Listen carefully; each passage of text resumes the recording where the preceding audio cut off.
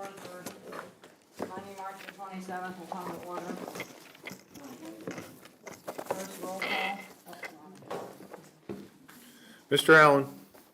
Present. Mrs. Calhoun. Here. Miss Dobler. Here. Mrs. Edwards. Here. Mrs. Grant. Here. Mr. Kinley. Here. Mrs. Petrosky. Here. Mrs. Stemler. Here. Mrs. Thomas. Here. All 9 members present. Next, we will have the Pledge of Allegiance. I'm going to recognize Mrs. Johnston and Mrs. Kephart for the Pledge of Allegiance. Come on in, guys.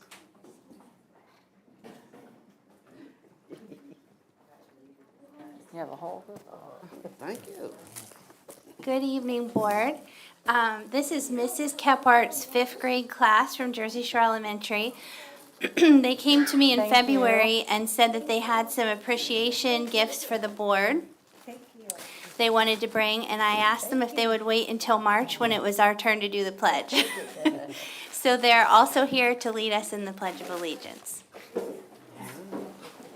you so much.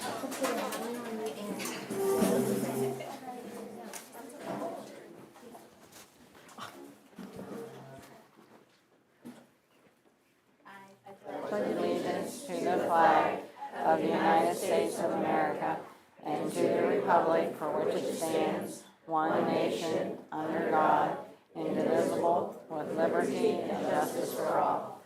Thank you. Don't go anywhere. I have something for each one of you. Thank you. Look, keep And going. Mrs. Kephart, I have something for you too. Thank you. Once you get this, please stand over here so we can take your picture.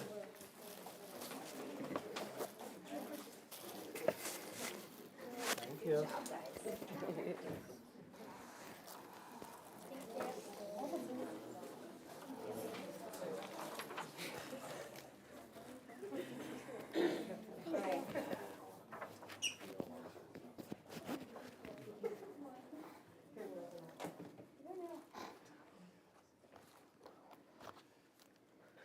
Hold on, did everybody's parent get a picture? Okay. Thank you all so much. Thank you. Thank you.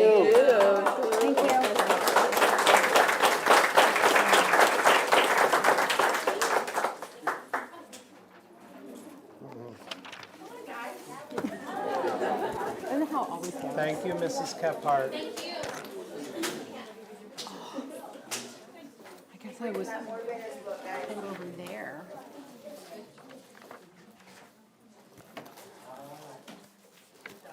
All right, next we have approval of the minutes from January 16th, 2023, the Capital Projects Board meeting, from February 13th, 2023, regular meeting, and from February 27th, 2023, regular meeting. May I have a motion? Motion. I'll second. Any questions or concerns? Hearing none, all those in favor say aye. Aye. Aye. Not in favor, like sign. Motion carries. Next, we have approval of the Treasurer's Report, February 2023 Treasurer's Report, and February 2023 Investment Report. May I have a motion? Motion. Who was it? Henley. Any questions or concerns? I just want to let the board know we did do an investment here in March. We had one mature today, so you'll see that on the next board report. And based on the latest information from the Fed, we'll probably be doing another investment in the end of this week or early part of next week. Questions? All those in favor say aye. Aye. Not in favor, like sign. Motion carries. Approval of the bills. The bills for this month are $3,227,299.02. May I have a motion? A motion. I'll second. Questions or concerns, or do you have anything to Tell us, Mr. Enders. Bills are pretty normal. There was a purchase of Promethean boards that were budgeted. That's for the middle school and high school. They totaled about $130,000. Other than that, the bills were pretty normal. Again, I'll remind you next month, but March 1st was our second payment of the year for bonds. So March's bills will be a little bit higher. These always come out March 1st, but this is the smaller of the two, as this is interest only. Questions? Hearing none, all those in favor say aye. Aye. Not in favor, like sign. Motion carries. Next, we have presentations. Dr. Ulmer, Communications. I have nothing for communications. President's report. There was an executive session on Monday, March the 20th for the purpose of personnel. Also, there was an executive session was held before the meeting at 5:45 for the purpose of legal, personnel, and safety. And there will be one held after the meeting where no votes will be taken. IU report. Jesse? I have nothing. Duna Rump's not here. Superintendent's report. I am going to start by recognizing Mr. Chris Lark. You're up. You're up, Chris.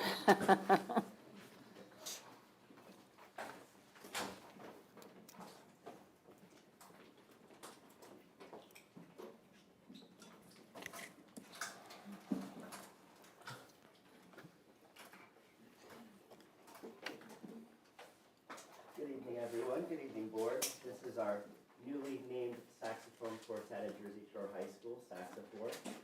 And they're going to perform a 4-movement miniature suite for saxophones for you tonight in celebration of music in our schools month, which of course is March.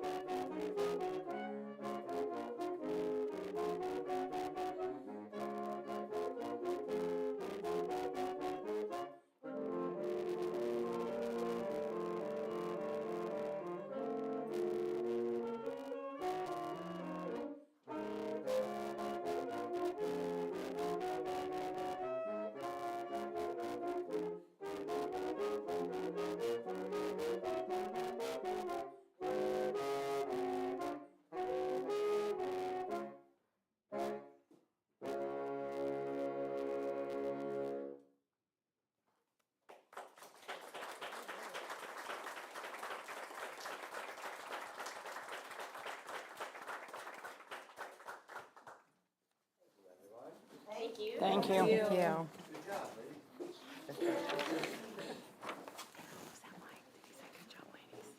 ladies.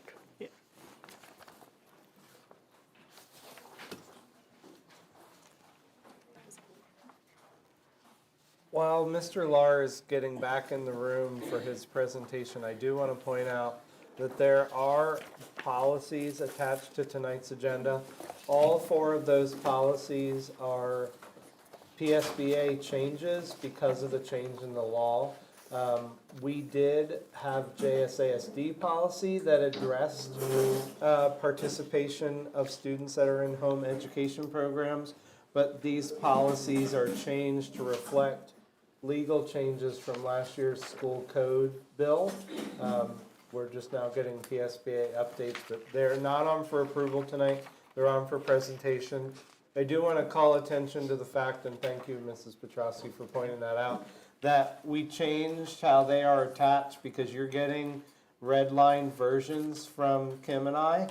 So it may look a little differently because there are places in the policy where we had to make a selection.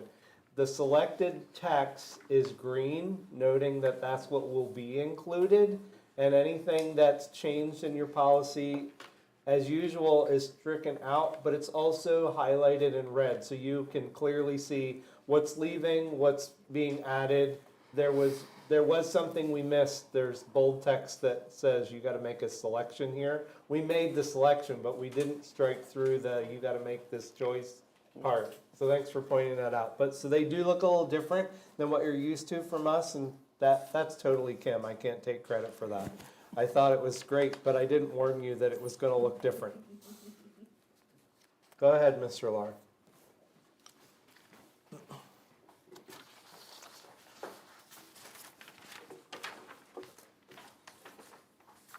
All right, good evening again, and thank you very much, ladies and gentlemen of the board, for giving us the time here to present to you on what is happening in the Jersey Shore Area School District from a musical standpoint.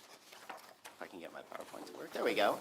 As I said earlier, March is Music in Our Schools Month. It's celebrated nationally here in the United States. It celebrates the students, staff, faculty, and all supporting cast and crew of music education in our public school system.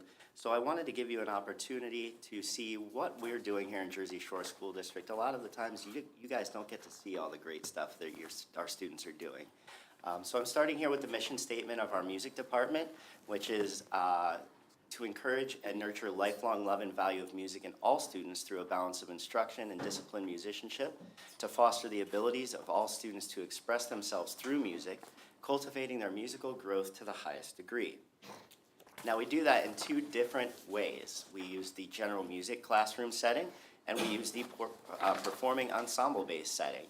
As you can see there, we have the appreciation, understanding, awareness, exploring technology and careers, and individualized assessment. In the performing ensemble setting, we have, again, appreciation, developing musicians, developing ambassadors, as I'll talk about in a minute here, explore cultures and styles outside of our own, honors opportunities, individual assessment, and ensemble assessment through public performance. And I briefly added here some of the academic standards from PDE about the arts and humanities, which of course you have there in front of you, so I won't take the time to read them to you, as well as the 9 generally accepted and understood national standards for music education from NAFME, the National Association for music education, and of which the music educators of this country kind of live and die by, so to speak, on how we educate our students in the classroom. So at the primary level, in grades K through 2, we're teaching them basic music concepts using a variety of skills-based activities. Very important to get them hands-on, voices on.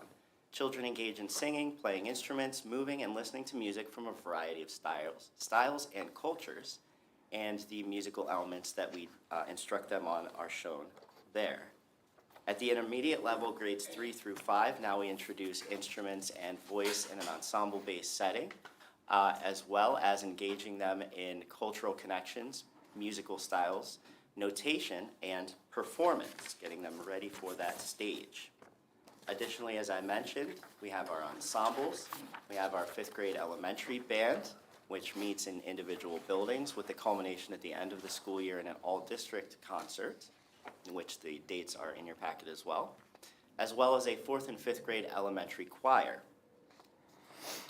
At the middle school level in our general music classes, we have students learning basic music concepts and skills arranged in units that highlight notation and performance through use of piano, history, style, and cultural connections, as well as career and technology are also being explored. And we've had the great fortune to add through our staff expertise a few new things for the students, including percussion, guitar, and continuation of keyboard.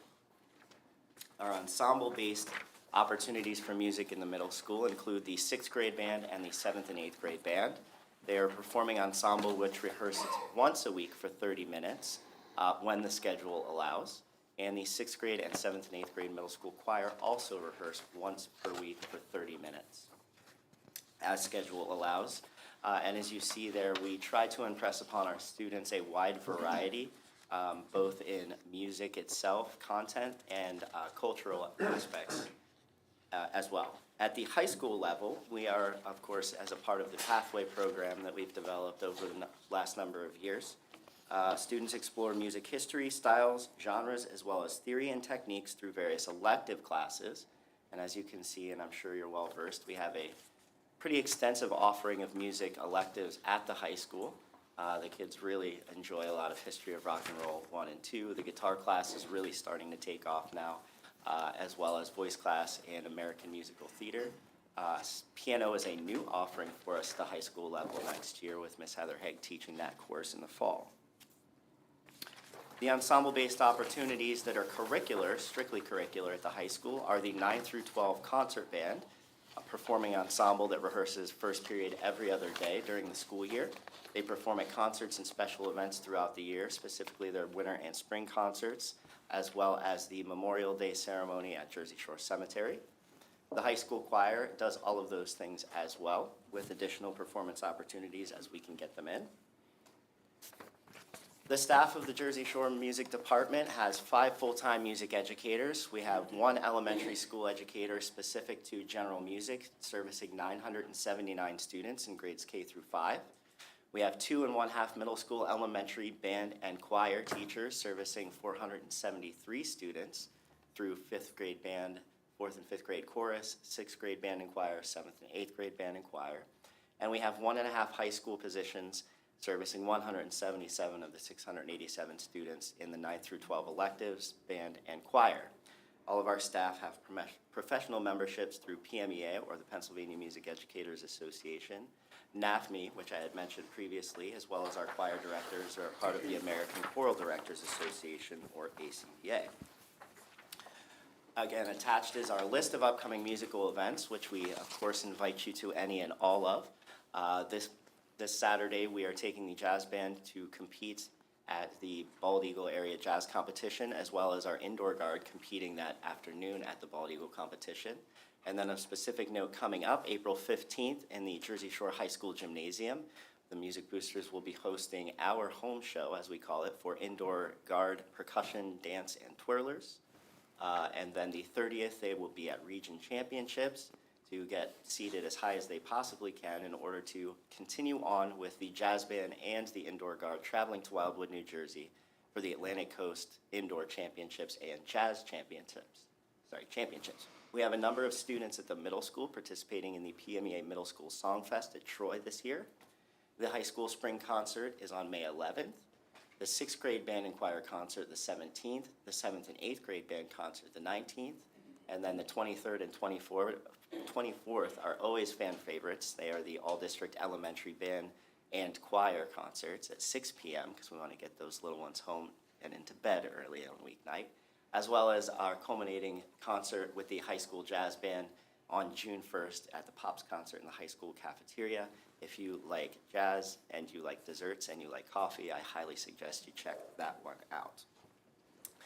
So now on to what we have done so far this school year, and I'll tell you in advance that this presentation was completely put together by some of our digital technology students that are both in band and in Mr. Hensler's digital classes at the high school.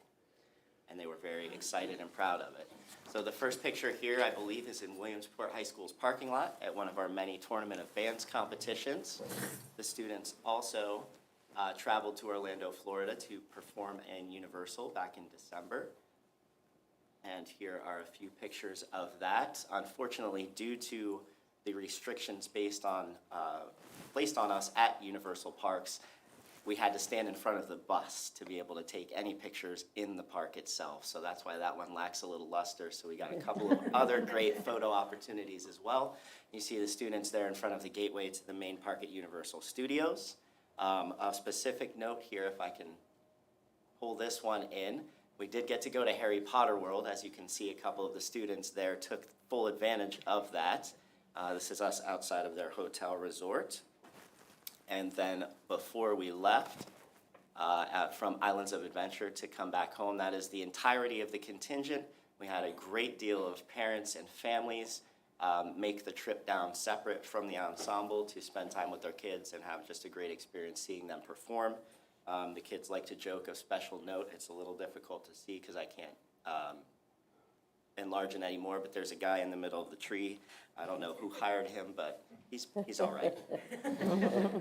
As I mentioned, PMEA, we have the Pennsylvania Music Educators Association does district, regional, and all state level concert festivals for band, choir, and orchestra. This year we had our tenor sax player, believe it or not, Gracie Phillips, travel to Williamsport to audition for District 8 band, and she went on to Montoursville for that festival on bass clarinet. Another great pride of a somewhat smaller instrumental program at the current state is that lots of our students have the capability and opportunity to double on instruments, which of course will lend them well in the future. And Miss Sarah Andrus, a sophomore, went to PMEA District Choir at the Community Arts Center this year, representing Jersey Shore vocally.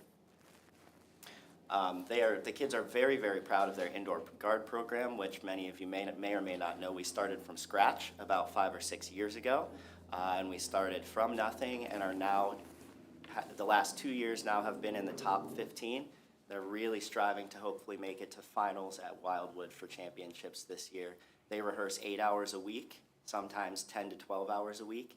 And then, of course, travel to all of those competitions. They just competed on Saturday night and received first place in Liberty High School. So they're doing very well for themselves. Then, of course, the jazz band. The kids absolutely love the jazz program here at Jersey Shore. We've brought in a couple of 8th graders this year to fill in the trumpet and trombone section. And they're enjoying coming up the hill and spending time with the older students and learning from them. They will also be, this was last year's Wildwood trip, backstage before we went on to perform. As you can see, we don't really take ourselves too seriously because it's jazz. And then we have our middle school general music classes, working on concepts like steady beat and musical theater. It just so happened that I went down to take the pictures the opening night of the musical, so you can see the most revered sister right there, Miss Heather Hegg, teaching her general music class in the nun costume. And then we see here our elementary students, specifically at JSE, working they're the ninjas working on their recorder karate, in which as they achieve certain skills and abilities on the recorder, they receive belts as if you were in the karate system, and our students in the elementary level just absolutely love that. We have our middle school band rehearsing. This is a sectional on stage with Miss Huffman. And then we have, again, here our middle school band on top and our middle school choir under the direction of Dan Bergman At the bottom, as I had mentioned, their concerts are in May as well. And then we, of course, have a very strong and rich tradition of musical theater here in Jersey Shore. Any of you who had the opportunity to go see Nonsense just a few weekends ago, I can't imagine that you didn't leave there without laughing at least 10 times. The kids did an exceptional job with that performance. Something new, as we're trying to continue to fill the gaps developed in our instrumental and vocal programs through the pandemic, is we're turning the page and we're trying all sorts of new and interesting and modern stuff. There you see what we started as music educators call it modern bands. I teach history of rock and roll and take great pride in knowing a lot about rock and roll, so we call it rock band because that's what it really is. The professionals can say it's modern band, but we're gonna call it rock band because that's what it is. So a couple of students came to me and said, hey, we really wanna do this. So we put it together and we'll be performing at the spring concert as well, and I think we're gonna turn some heads with some of the talent that we didn't know we had within the musicians in our bands. And then they wanted to put this one in. I don't know why. They think it's hysterical. The short and brief backstory to that is I took that picture and then I posted it on the Jersey Shore High School Band Facebook page with an employment query, as if you guys were soliciting for a new band director, and it was like equal opportunity employer seeking PK through 12 music certification, and the only EOE unless you're a Slytherin. For those of you out there who get that joke, the kids just ate all of that up. And then, as many of you know who are returning board members, we had the great fortune and opportunity to purchase our new uniforms last school year. And the kids, I cannot tell you how much pride they had when they got those out of the box and got to put them on. That was the very first day that they came, which is always that. This is my second time in my career I've been able to experience that day, and it is one of the best. So we truly thank you for the support on that.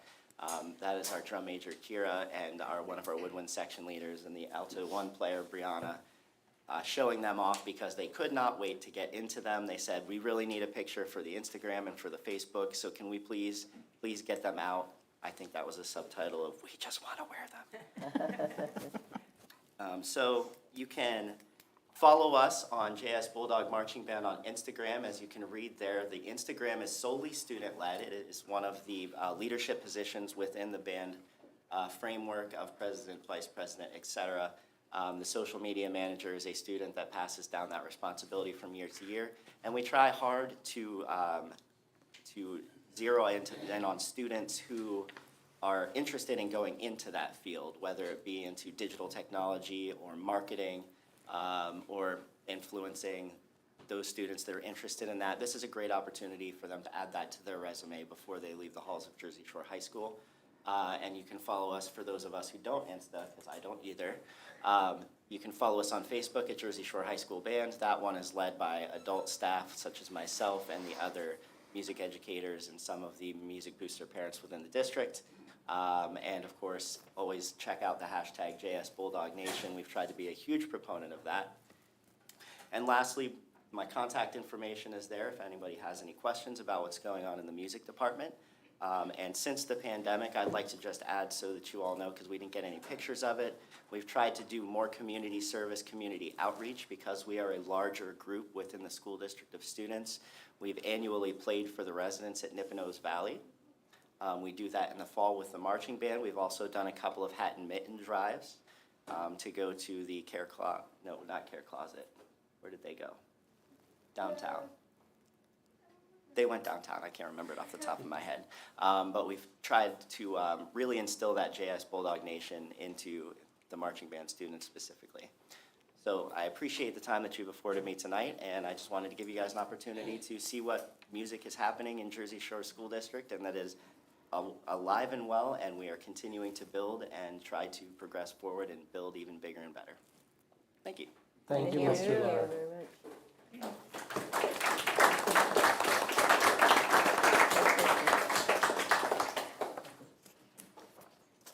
And then I'm going to move on to budget presentations. We have both Serena Henry and Mark Wall here tonight. Both presentations are attached to the agenda. Mrs. Henry, I'm going to start with you since you're first on the agenda. Both presentations are attached to the agenda, but board members, you do have copies at your seats.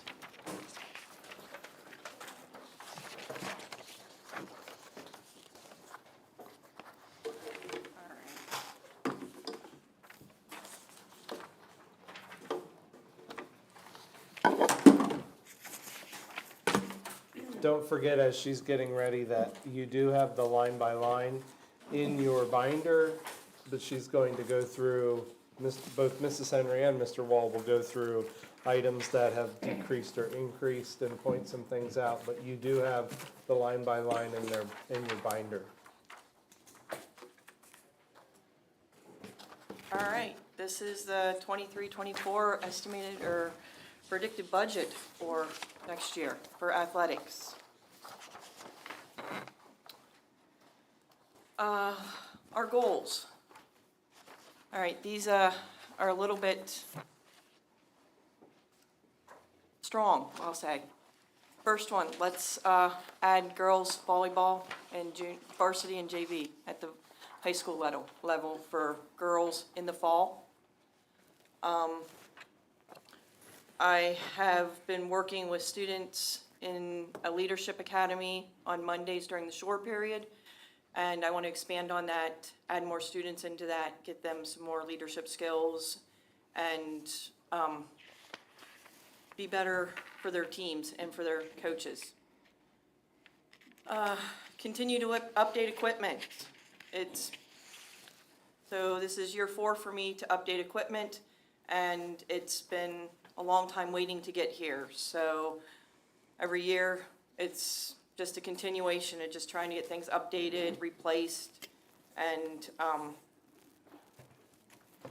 you'll see as the equipment list comes through. Then to continue our Bulldog Nation branding. Last year, we added the banner at the tennis courts at the middle school. It's kind of to separate. It was good for the community. I wanted to put it out there so that everybody who drives through town can see it and knows who we are, and I want to continue that because it's our community that helps our sports. They're the ones that come to our games, buy our tickets. They buy the concession stands, help our booster clubs, so they help us out a whole lot.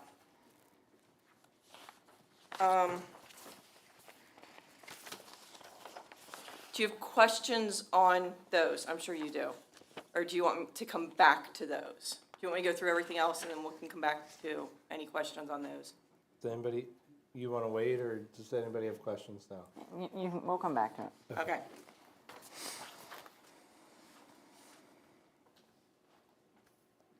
All right, highlights for our major items.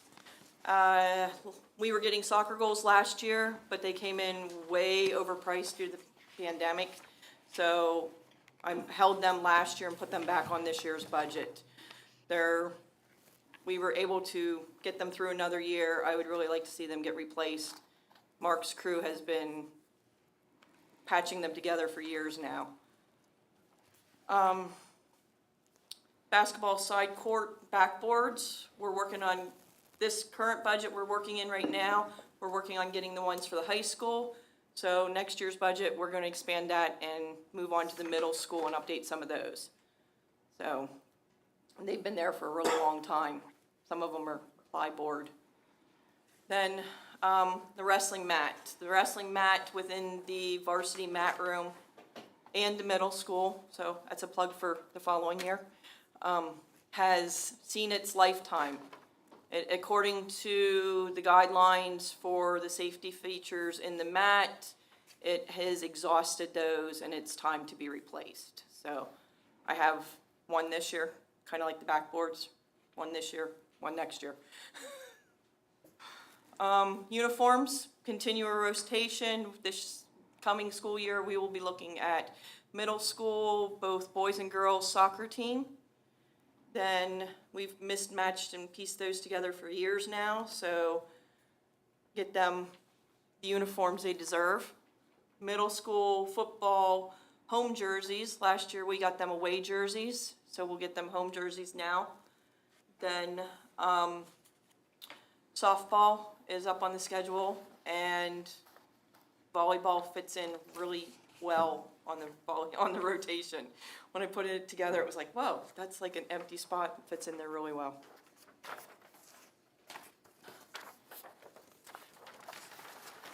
Next, this is pretty much all I've already said, is under general supplies, it falls with an increase of $16,000 in uniforms, game equipment, and department supplies.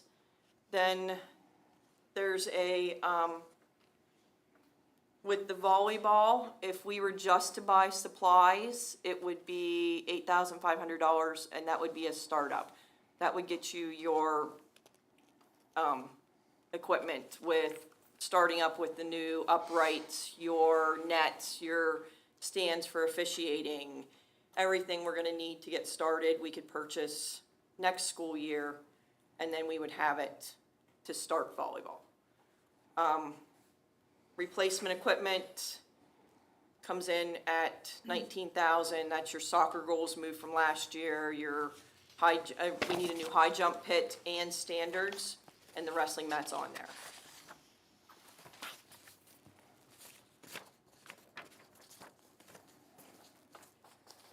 That brings us to the end. Just for clarity, Serena, the volleyball that you're proposing budgeting what you're calling startup cost for 23-24, and the competition would start in 24-25, correct? Well, I would like to, as we look at it, it's more practical for us to do this over a 2-year plan.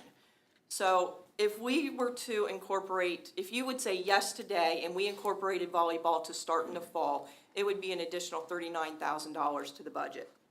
And that would be estimating it in comparison to soccer, coaches' salaries and their length of season, same time of season. So it would kind of be an estimate to that same of what it would cost for us to do volleyball in the fall.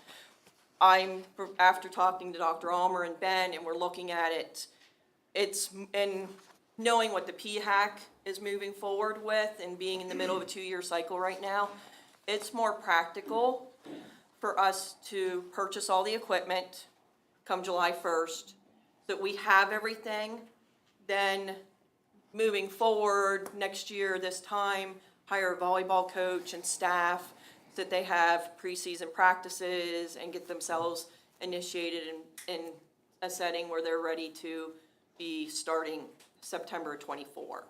So if we initiate it over a 2-year period, we can get that big lump sum of $8,500 for the equipment out of the way, and then move forward. That would buy our uniforms, that would buy the uprights, the net, the ref stand, carts, the safety equipment we need for it. So that would cover all that. So we took the whole price out of it, but just wanted to let you know that, like, if you did, I don't see it's practical to start it now because the PHAC's in the middle of a 2-year cycle. So we would jump in 24 and jump in on the 24-25 cycle, because we have decided within the PHAC that it will have a championship. It's a PHAC-sponsored sport, and I think there's 13 schools participating in girls volleyball.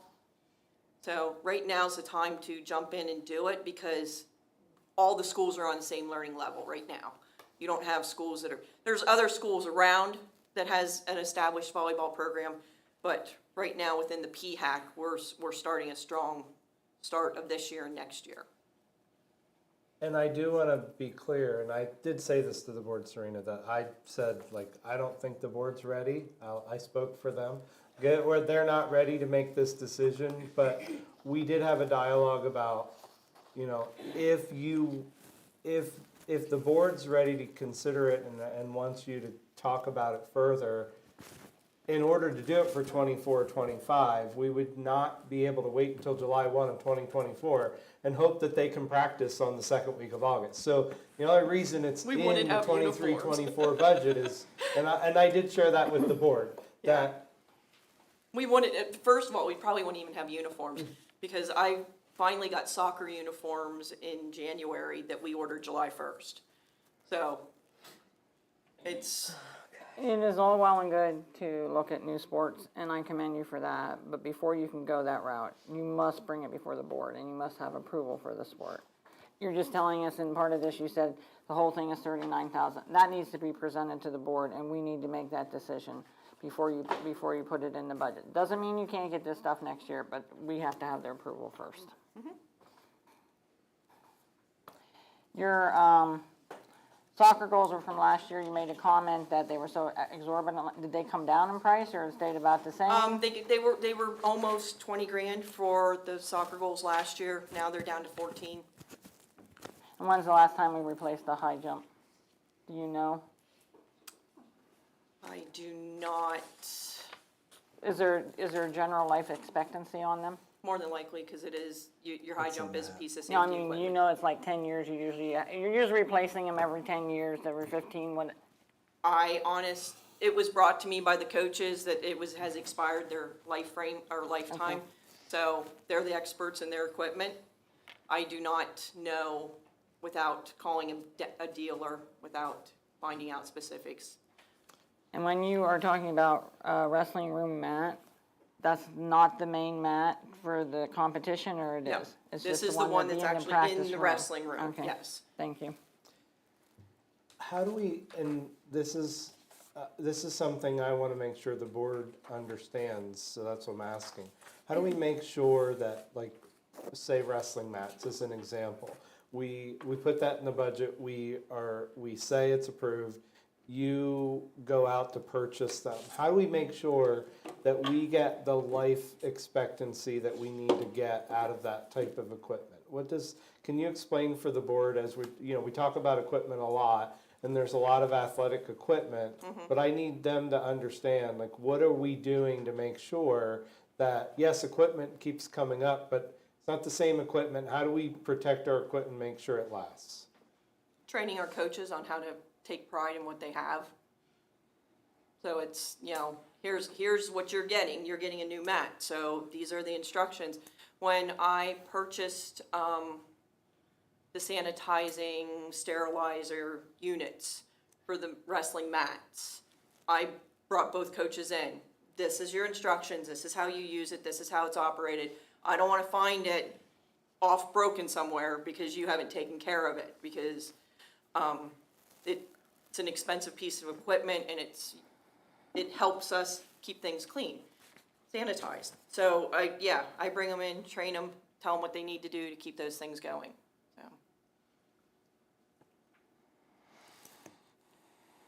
Other questions from the board? Looking at the, I'm gonna try to turn this on, it was squealy earlier. Okay,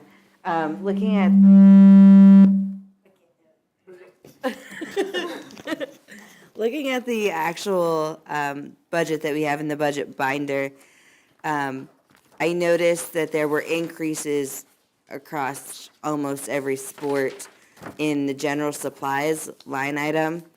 I know some of them were clarified in here, like softball may have been for uniforms. Football, I know we had discussed in previous board meetings about the helmets. But I was curious as to maybe what the increase was of $4,000 in baseball and the $3,000 increase in cheerleading. cheerleading, we we put in for a new mascot. We haven't had a new mascot uniform bought in over 10 years.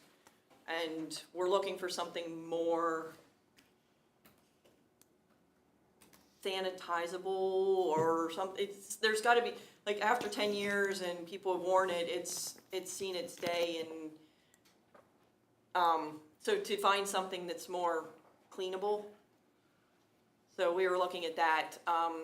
Baseball is just updating equipment, and until you buy baseballs and you get new bats, new netting. Netting is not cheap. So when you're buying an outdoor net, we recently redid the indoor net, so now we're working on outdoor nets and getting updates, just general, everyday. Like I said, for a long time, things were not updated and purchased. So when you're looking at updating things, it hasn't been around updating them for a long time. And now, like, the costs are even more than what they would have been if we would have bought them 4 years ago, when they should have been bought, kind of thing. So it's, usually my general supplies include any new uniforms or game supplies of balls. For football, it includes the helmets. Cheerleading, it would be stuff like pom-poms. I did go through and pull out some unnecessary items that I have booster clubs now picking up. We used to purchase all the socks, and I said no. You know, pretty much any of these students who've come through these programs already have socks and have multiple pairs of them, so I pulled all those out of the budget and said, booster clubs, you're gonna be responsible for those. But it's, you know, when you're paying $65 for a sports ball, it adds up in a hurry when you need 24 of them for a season. And to be clear, even though that, I support that decision, doesn't mean that a parent's not gonna complain. Well, you used to buy socks and now you don't, and what do you know, that, as a parent of an athlete, I would rather buy my own socks than use the ones you gave me.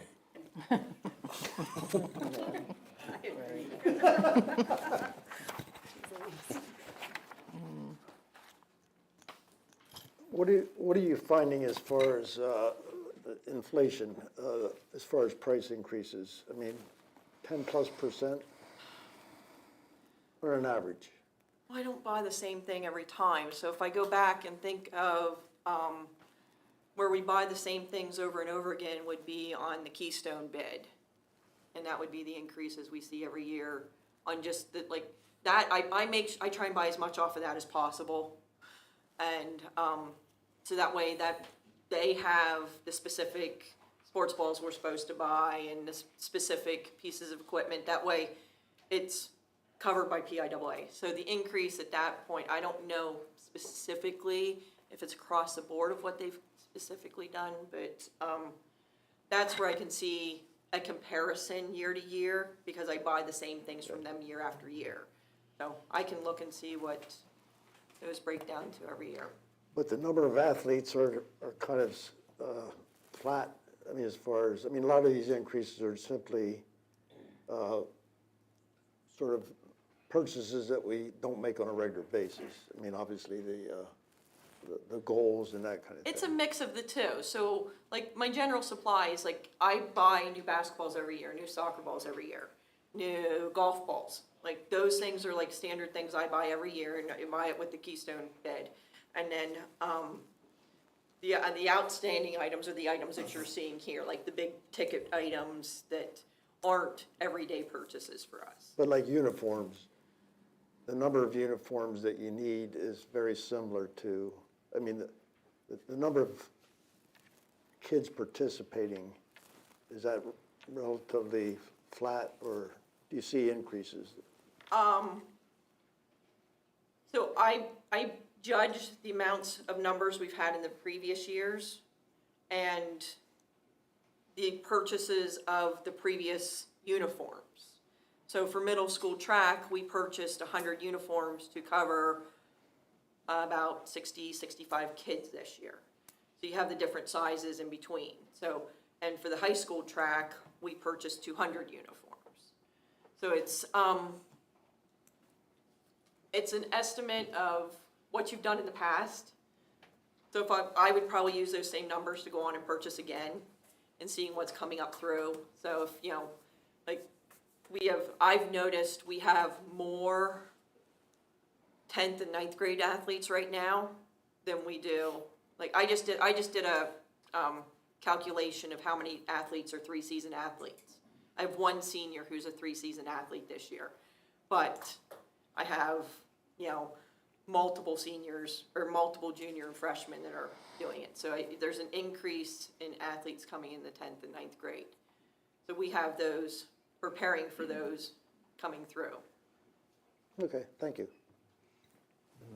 I have a question. So the $8,500 as it pertains to volleyball, can you tell me how you got that cost? Specifically, Mr. Kinley mentioned the regular stuff on the Keystone bid, so I understand that. But like, are you just Googling nets and are you comparative shopping, I guess is really where is that amount coming from? So that is, different companies offer your setup so that you can get started. So when you go through, if you do Google, it'll say you need your uprights, your metal posts that go in the gym floor, you need your net, and then you need your markers that clamp to the nets to go across. You need your judge's chair that goes up against it. So they'll give you prices on like, here, PIAA, this is what you need to get your volleyball started. So it'll give you the list, like a checklist to hear what you need. So, and that's what that $8,500 is like that's included in it. Then I went back through the old Keystone bid and saw what they were paying for volleyballs. Okay, I need 24 volleyballs. This is what I would have paid for them last year to put into that. And, you know, that's what the $8,500 comes across to. So balls would be an additional expense every year that we would go through, but it would be, you would have your big item prices would be purchased with that. Thank you. Yep. So I have a question. If you were to do this volleyball, what all's entailed in the gym floor to put these poles in? Right now, and I had an official in the building and he asked me about it. I said, okay, let's come look at the gym floor. So we walked over and I said, this is what we use right now for our gym space for gym class. So if you walk into the double doors, walking into the entrance of the gym, we can set up, without putting anything additional into the gym floor right now, we can set it up where along the big bleachers, the big pull-out bleachers along the fitness center wall. We have 2 holes right there that we can set it up. The game can be played that way. We can pull out the little bleachers for fans to sit and watch. So you're saying the holes are already in the floor for this? Those are, at this point, we could use that, and then when the time comes that we redo the floor, and that would be the time when we could put in an official court on the floor and plan for that at that time. So put it on the main gym floor in the center. No. Otherwise, we have the ones in the main gym floor sit long ways. So they sit from basket to basket and meet in the middle. So where you would turn that, you would add 2 more on this side, so you would play across the center of the gym. All right, thanks. I have a question. Yep. I have a friend and her son goes to the Y to play volleyball with homeschool. I don't know what kind of, if it's just their own local club that they play, but do they play the same kind of volleyball rules, like the same kind of netting rules, referee, or is it different where it's just volunteer parents and it's something for the kids to do, or you're not sure? I'm not positive. I'm going to say it's probably similar. Okay. But I've coached volleyball when I was at State College. Volleyball is very different from like if you're envisioning like volleyball in gym class, No. it's different. So I mean, they're just your starting lineup and moving is just a complete different scenario from what it is. So I don't know how in depth they are in doing Right. stuff like that, but your setup's going to be pretty much the same. And volleyball is one of those things that you can pick up a club and do it, and a lot of churches do it on the sides for different reasons. But yeah, it's I don't know how in depth they do it. Okay, that's okay. No, I'm just curious. Thank you. I can give you all the details at another time. How's that? Because I do have more details on it. Would the board like Mrs. Henry to come back and give a detailed presentation about volleyball specifically? Okay. For us to approve the sport or not approve it, Okay. yeah. Not in April, though. May. So May? For me? Okay. Thank you. So would you like us to put a hold on these funds in the budget, take them out until, or leave them in there until that decision's made? We're talking only about, at this point, about 8,500. If we decide that the sport can go, we figure we can look at contingency for the first year. Okay. Thank you. Yep. You're next right here. Yeah. Mr. Wall? Good evening, Board. How are you? Good. How are you? Great. As Dr. Ulmer said, I believe you all have the buildings and ground budget line by line. If you have any other questions that's not on this presentation, just feel free to ask. Start out with, let's see here. You're good. The administration building. There's some increases all across this entire budget, but I picked out some of the utilities and supplies.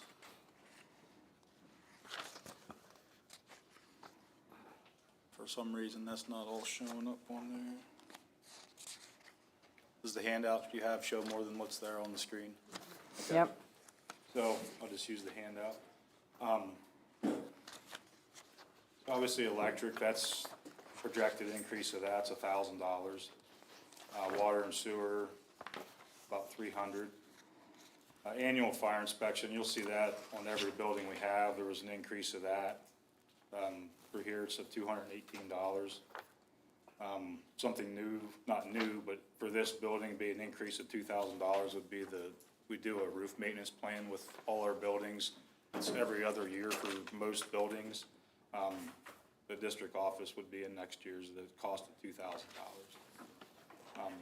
I can stop at the end of each building, or if you want to have questions at the end, however you want to. You have natural gas on this too. Athletics, this is for the utilities for athletics, and there's replacements of things that my department does through athletics as well. There's a decrease in the overall budget for this of $21,737. Last year, we had purchased some irrigation equipment for the soccer track complex that we obviously have now, and there were quite a few trees removed from the Thompson Street Stadium that aren't in the budget this year that we're taking care of. Are there any questions on athletics? Kind of the same thing at Davis Elementary for electricity, general supplies. The supplies for me and my department have went up substantially from last year. There's just for Davis Elementary, the total budget, the increase of that was $11,660. Any questions on Davis Elementary?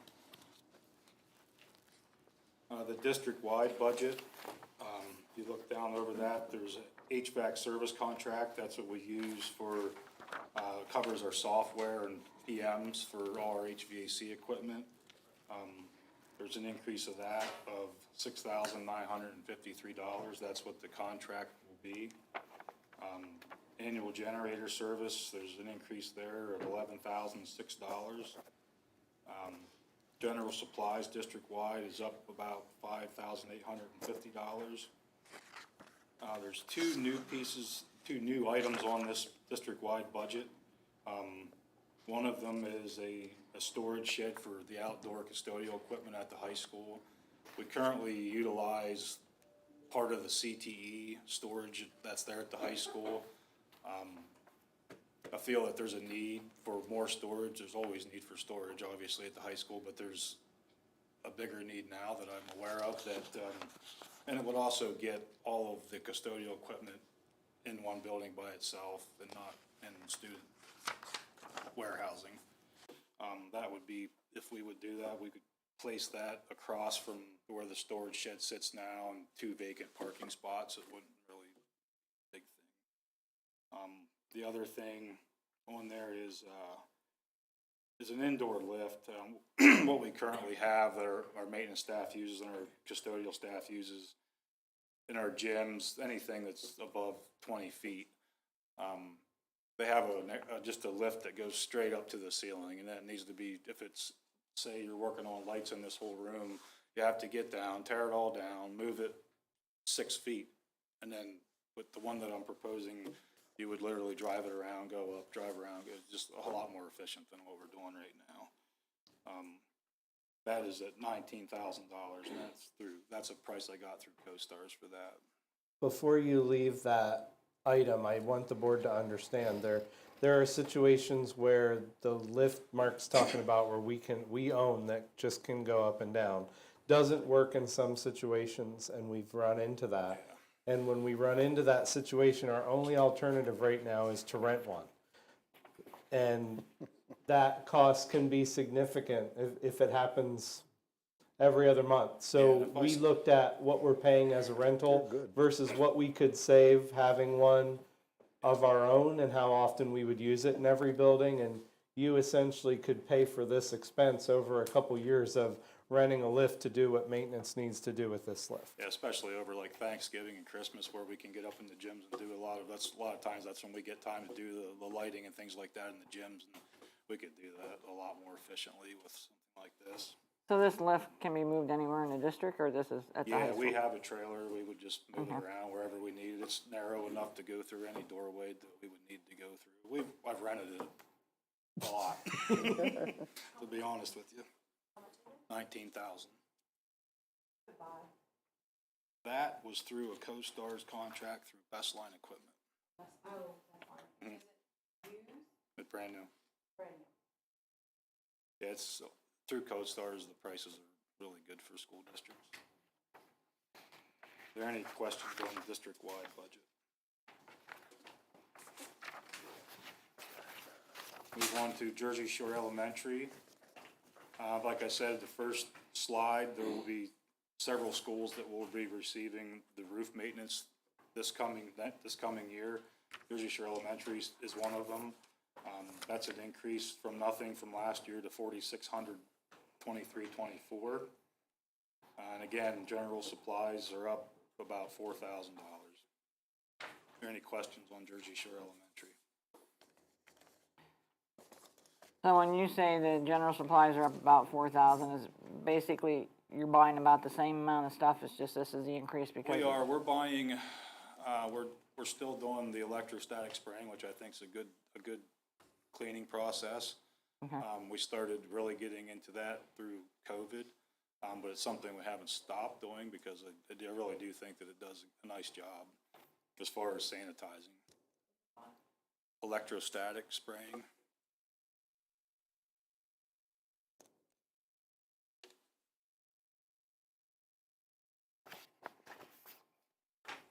Middle school. This will be the year at middle school and the high school to refinish gym floors. That price is $7,600 from nothing from last year. Again, general supplies are up at $1,625. Okay. On ours, it says 76,000, and you just said 7,600. That's definitely. There's a missing zero. The comma's in the wrong The spot. comma's just in the wrong spot. Okay, I was just wondering. So it is only. Holy buckets, we might as well put new floors in. I did not do that. I didn't do that on purpose. Are there any questions on the middle school? Yeah, so that total at the bottom is 202,000, or was that the 76,000 was in there? Excuse me? The total at the bottom, the 202,000. $202,650 is what the 23. Yeah, so 24. that's including only 7,600, not 76,000. That's correct. That's just not another zero in there. It's just the commas in the wrong spot. Is I'm sorry. Go ahead. Sorry. The middle school, the roof maintenance, is that on a different schedule for? That'll be on the following year. All right. Usually Jersey Shore Elementary District Office, Salisbury Elementary, Avis, and Jersey Shore Elementary. They'll all get covered one year, and then we'll go to the high school and middle school next year. All right. It's a pretty good program we do with Tremco. They come in, they check all the coating, they add coating if needed, they check all the roof drains, all the roof flashing, if anything's out of place, and then they send us a real nice report that we can go forward with and work from that report, and it really helps us out. Like when I come to you folks with roof warranty extension, it's really easy for us to get into a nice 10-year extended warranty with all that backing, and that they've known that we've taken care of our roofs, and it's really not a big deal to turn the warranty rate over when the warranty runs out. We've done it at every building that we have. Thanks. Yep. Saladiesburg Elementary, again, roof maintenance, that's $2,050. That would only include the existing roof that's not being replaced this summer. I didn't add that into that because it will actually be under warranty and there would be no need to service that roof this summer, obviously. General supplies are up about $2,000. Any questions on Saladiesburg? Senior high school. One thing again, the gym floor, that'll be redone this summer. It's a $10,500 increase. I did, if you follow the senior high budget by line item, I did put some money under volleyball because it was very new to me, so I wasn't exactly sure what we were going to do. So I did put some money in there for lining the floor and adding penetrations in the floor for volleyball standards if they would happen to move out to the middle of the court or somewhere where they're not right now. So, and we are doing the floor this summer, so if it was decided to go ahead and move forward with that, we would line the floor and finish the floor so it would be ready for the next volleyball season, if that's what we do. Another new item for the high school is there's a fire door at the top. If you ever been to high school, there's like a metal garage door at the second floor of the main entrance. Mary's probably aware of this, but that garage door is actually, it serves as a fire door between first and second floor. The door is currently in the down position because it needs replaced, and the only way to achieve what fire code wants is to have it down. In the event of a fire, the door is supposed to come down and then not allow fire to travel either from down second or first floor. So that's what that $14,000 is for, to replace. It would be replacing the door, the operator, and everything. It wouldn't just be replacing parts to it. It would be a brand new door. It's with fire stuff like that, and you can't just buy parts and pieces for it because every door has a serial number. It's a fire door that's registered through the state. And I do want to be clear that we did try to have the current door repaired first, and that did not work. It did not. And this one would do the same thing, it would go up when it's not It needed? it would do exactly what it needs to do. It's just, if you're on the second floor, there's a big glass tower there that you can't even see out of right now because the door's closed. I mean, aesthetically, it would be a lot nicer if it was open, plus the fire door. We're not out of compliance right now because it's closed. I can't open it because then it doesn't close. So that's, if you ever know, that's why it's closed. Are there any questions on the senior high? I have a question. So what would it do if we did not do the gym floor this year and waited till next year, since we don't know for sure with volleyball? Like, would it hurt anything? It will probably cost a little more to have it redone. Just if we don't maintain it, we try to do that floor every 2 years at best. Oh, it's every 2 years? And through I thought like, it was 3, sorry. Oh, that's okay. Through COVID and things like that, we used our gym hard. I mean, not just, we used that for gym, not just for gym, for lunches, I could definitely tell if I would have went away for a year and came back, I would have thought it looks a lot different than it would normally look. Yeah, I mean, that's totally up to you folks, but I would recommend at least doing the middle school this summer. Oh, yeah, I was just talking about the high school, but, I mean, would it hurt anything, though, as far as, like, safety for the children? No, I don't think it would hurt anything that way, no. Middle school gym's like in really bad shape. Yeah. If you ask any of our basketball coaches, they would prefer to practice somewhere else. Middle school gym or floor is just not efficient. You know, I was just talking about the senior high, but, you know, in case, like, because I wouldn't want to do it and then have to do, you know, No, and that's why, right. and that's why I put those numbers in there when we talked about the floor. If we are going to do something, I just wanted you to be aware we are going to be doing the floor this summer, and that would be a perfect opportunity to, but if what I heard Serena say was, nothing will, I don't, and maybe going forward, we'll get bigger with the volleyball and end up moving it to the middle of the court, but that's just where I was at with it. Okay, thanks. That is it, unless anybody has any questions. Yep. How are my what? Floor clean, like machinery? The robot scrubbers. They're doing well. We have staff on board with using them. It was a little troublesome at first because we didn't have all the staff that we needed to get people trained on. I mean, you don't just push the button and it goes. They needed to have all the drive lanes that they take all through the building. That all needed to be programmed and set up. We worked with the company to do that, but I really wanted the staff to be involved with. I could have just had tenant come in and say, hey, set this all up for us, and then our staff wouldn't really know. They would just know to push the button and turn it on, but I really wanted to get them involved with it. Probably, I'd say 2 months ago, we were doing gym floors the whole time, and that's one of the biggest reasons we bought them, for gym floors, just because it's a lot of area for somebody to spend time when they can just have a machine doing it. But now we're doing hallways. I'm sure kids have seen them driving around and things like that, but yeah, they're a big plus. I mean, we could use a couple more of them. How many do we have? We have 2. We put them in the bigger schools, where there's just a lot of hallways and things like that, but I know the high school, middle school, they use them every night. The staff, they just ordinance or they? No, there's placards on the wall around the buildings with the maps that we set up, and then we have district cell phones that say if anything would happen to it, it'll just send an alert to the custodian to let them know, hey, it's out of water, or it's stopped, or whatever. You know, they're very handy. So for example, he talked about gyms. Your gyms get used heavily during the day for gym class and at night.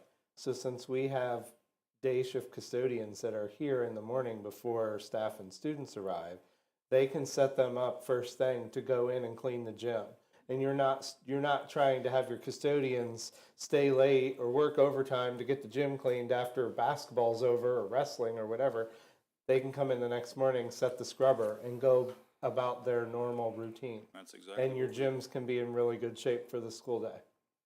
That's exactly what we do too. In middle school, I know the high school is a little different because that's like a living animal up there. It's just busy all the time. But as soon as Nicole gets in the middle school, she goes in, starts it up, lets it go, and she does her thing.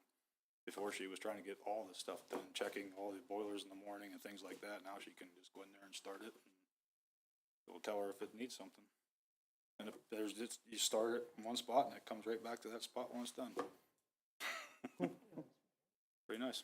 I have one of those robots. Any other questions for Mr. Wolf?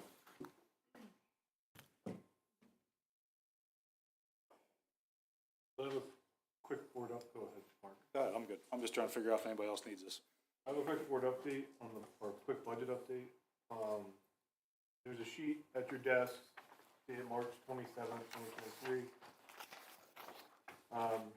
Current position of the budget, we are running a budget deficit right now of $340,000. Revenue is $45.4 million, expenditures of $45.7 million. This budget, the revenue in the budget does reflect the governor's proposal. That governor's proposal showed about a $665,000 increase between basic ed and special ed subsidies. I gave you a breakdown of what the proposal was versus what we currently had in the budget, which shows that there was school-based mental health in the governor's proposal. That is not in our budget. Details behind what that subsidy is hasn't really been released, if it's for new initiatives or if it's for current initiatives. We'll wait until we see what the details behind that. A couple of, well, the big new known item for the budget is health insurance rates up to, and Lycoming County has a small increase of 0.08 of a mil. What that means is it would be 80 cents per every $100,000 of assessed value. So that's why I put it in as balance rate. Decide not to do that. That's what Are there any questions currently where the budget sits? I didn't hear what you said. How much is the Pacers? 34%. 34, okay, thanks. Less or more than last year? That's less. Do you just have a ballpark of the retire replacements number? I assume it went down. I mean, we're saving money. Nutritional savings? Yeah, in just a ballpark. Ballpark's about $45,000 per person. And there how many? I think there is 8 teachers. Oh no, there's 8 teacher replacements. 7 retirements and 1 additional replacement from a transfer. Yes. With 2 administrators, 7 retirements, and the 1 teacher was a replacement for the 1 administrator. Okay, thank you. Yes. Anything else? There is a retirement on tonight's agenda. That's not in this budget. But the rest are reflected in here? That is not reflected in this. But the rest are reflected in Yes. here? Okay.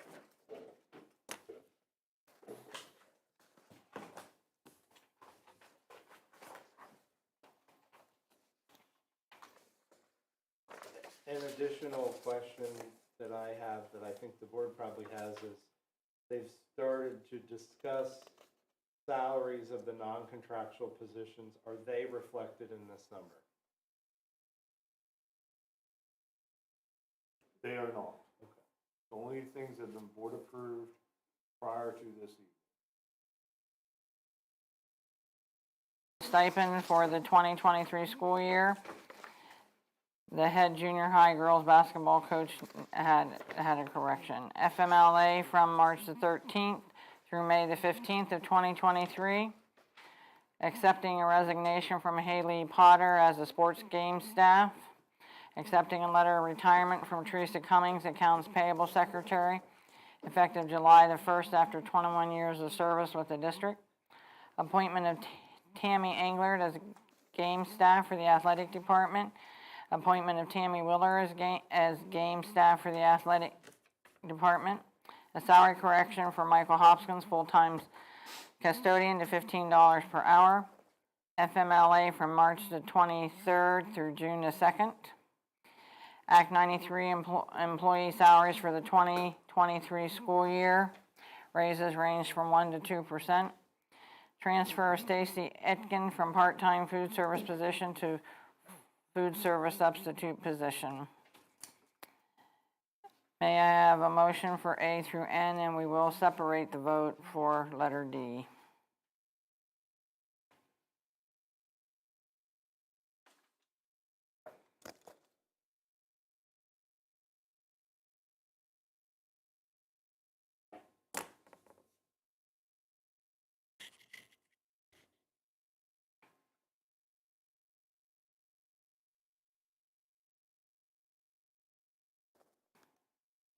May I have a motion? So moved.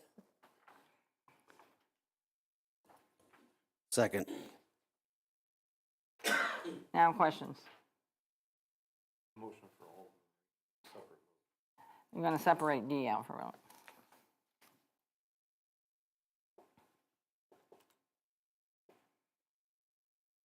Hearing no questions, all those in favor of A through C, E through N, say aye. Aye. All those not, like sign. That motion carries. So on letter D, we'll take one at a time. Wrestling, all those in favor of David Herman, say aye. Aye. Not in favor, like sign. Motion carries. All those in favor of Darren Bishop, say aye. Like sign. All those not in favor, like sign. Where are you, Mary? I'm sorry, it keeps. Ben, I'm going to ask for a roll call on this one. You're separating. Right. They had turned her down because she was getting some feedback, but she's back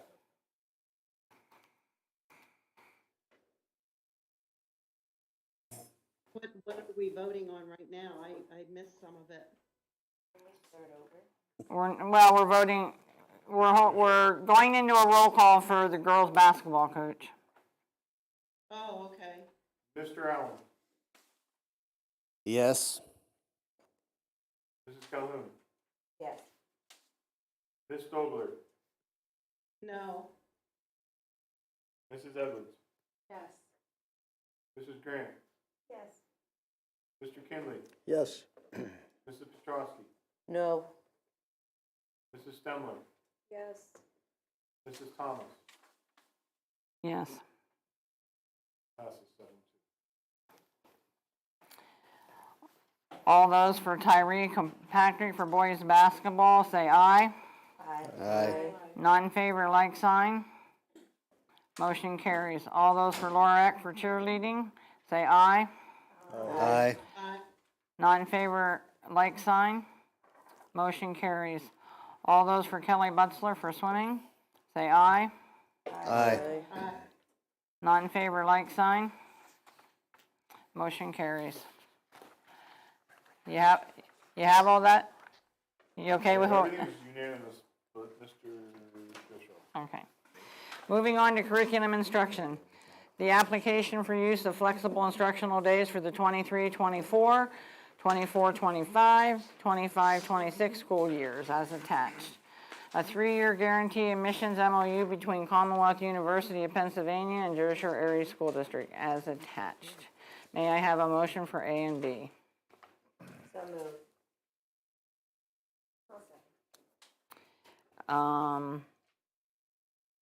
Dr. Omer, can you just give us a couple sentences on letter B, what it is? Yeah, this updated agreement is because it reflects the jointure of the 3 universities. So this is covering all 3, Lock Haven, Bloomsburg, and Mansfield. There is a slight reduction in the fee for dual enrollment, but we used to have 3 agreements. This is just now 1 with all 3, with the joint system. And as soon as this is approved, I did already talk about this with the high school principals. It will be this will get updated in next year's student handbook for scheduling purposes. So that basically is a new name for them. Yep, that is the new name. Any questions? Hearing none, all those in favor say aye. Aye. Not in favor, like sign. Motion carries.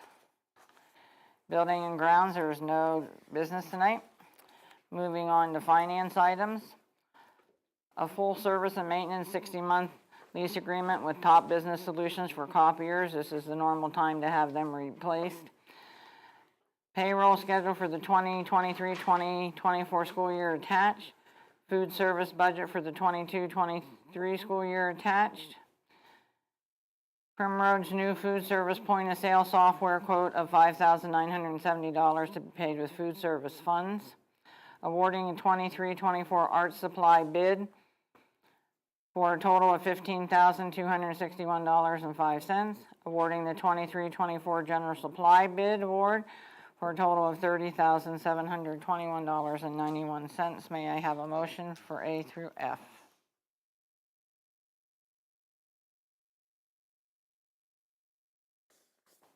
I will. Second. Any question? I guess one off the top, the copiers. How long is this agreement for? 5 years.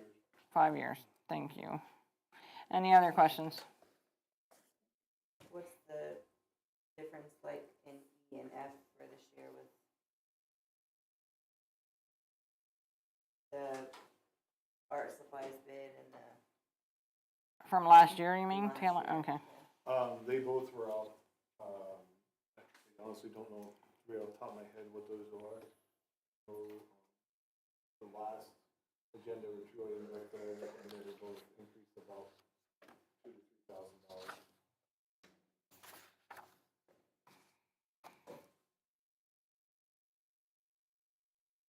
Last year, 100, wait, am I reading that right? These are art and general Sorry, I supply. looked at the wrong one. I must be on the wrong agenda. I'll keep looking. Any other questions? For letter E, or is that just art supplies, or is that equipment used in the art department? Because I can't remember, but wasn't there something wrong with the kiln where they needed? We did budget last year in the high school budget to replace the kiln. Okay. So that would be separate than this supply That's separate budget. from this, so is this just supplies then? This is just not supplies. like like a press or light tables, that kind of stuff, just pen, paper? Depends, but tape, scissors, glue, paint. Right. Last year, art was 10,100 and general supplies was 17,500. So you're seeing Big increase there. the inflation. And they receive their count? Like everything else they is do. Yep. back order. Thank you, Dr. Elmer. And some of that, if you remember last year, after even the supply bids were put out, you recall, no one bid on the paper. So just because you put this out doesn't mean, We're gonna get it. because you put the bids out, doesn't mean you're gonna have any success.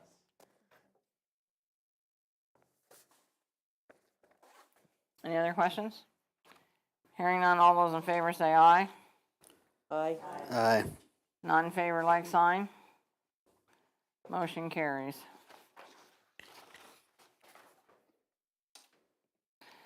Next is miscellaneous.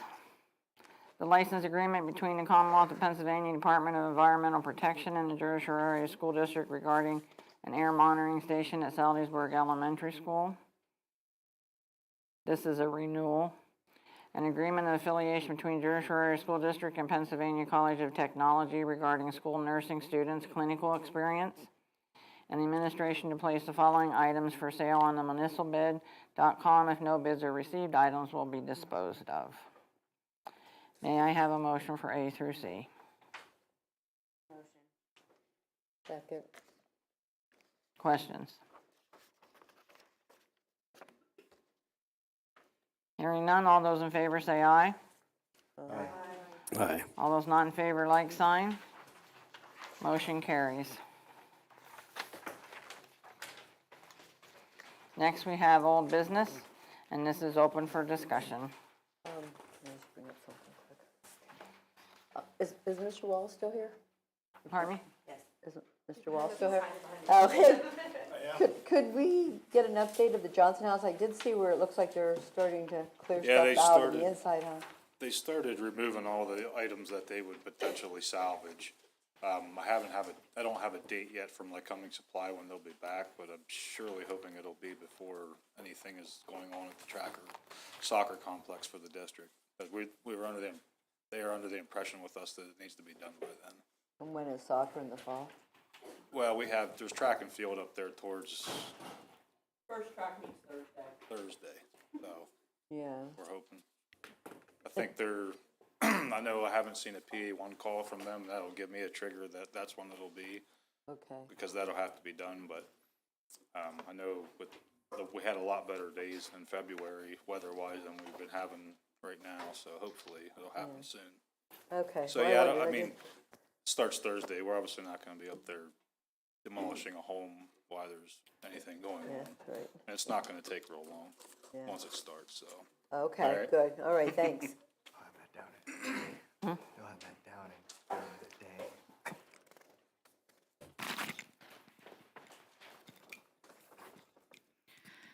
Well, I actually wanted to bring something up to the board concerning all the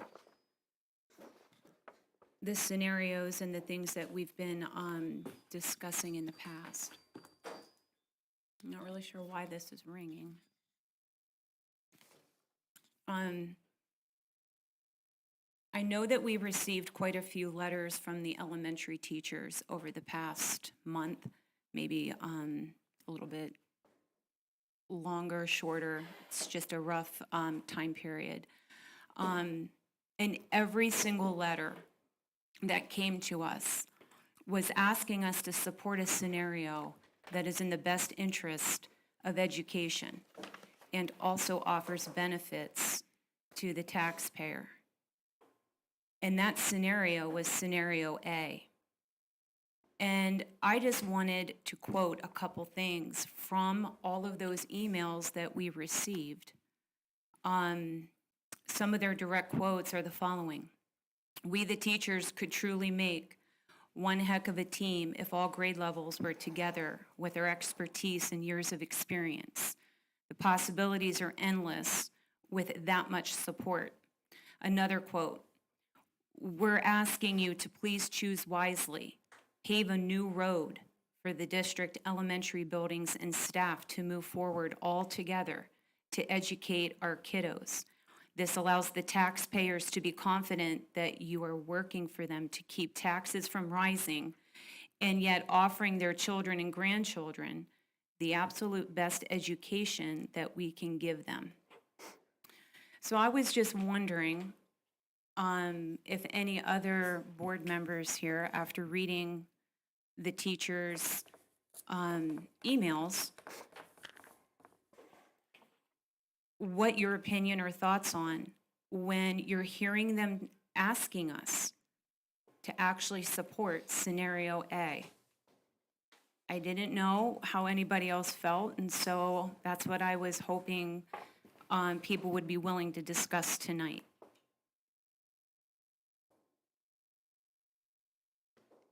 When I talked to a teacher, they were supporting either A or B is what I was told. I didn't remember seeing in there that they exactly said A. Well, there were several emails that exactly said scenario A. And I believe they all went to the board. I can't say that for sure. Some were, of course, written to the board, and then some of them were written individually. So I can't honestly say that the ones that were written individually, no one else received, but I assumed they sent them individually to each of us. Well, I believe they were all sent to everybody on the board. That's my recall anyway, and I think that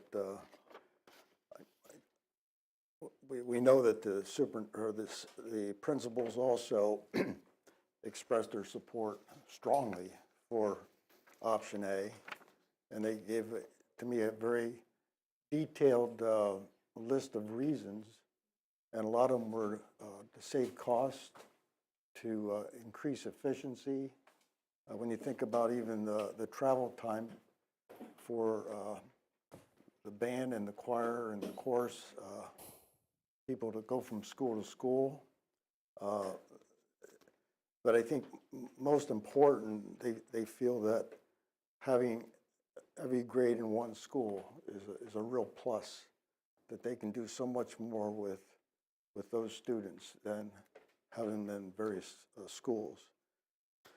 So my question certainly is simply, why would we not recognize the educational value of input from our professional educators? Would anybody care to answer that question? Did we get feed-in from all people, or was it from one school? We got them from more than one school, yes. Most of them were one school. They're all of value. Let's face it. Every one of our situations will save some money. They won't all save the same amount. They all have educational value. Good plus. They all have good plus, and whatever. Our teachers, I believe, no matter what scenario we pick, will do the best for our kids' education, and we need to believe that for our school district. No matter what scenario that we do, that teachers will pick up the ball and do what's right by our kids. Well, that probably is true because the teachers are dedicated. But could it be better? Is there a scenario that's better? Well, that's debatable. Well, we got a strong input.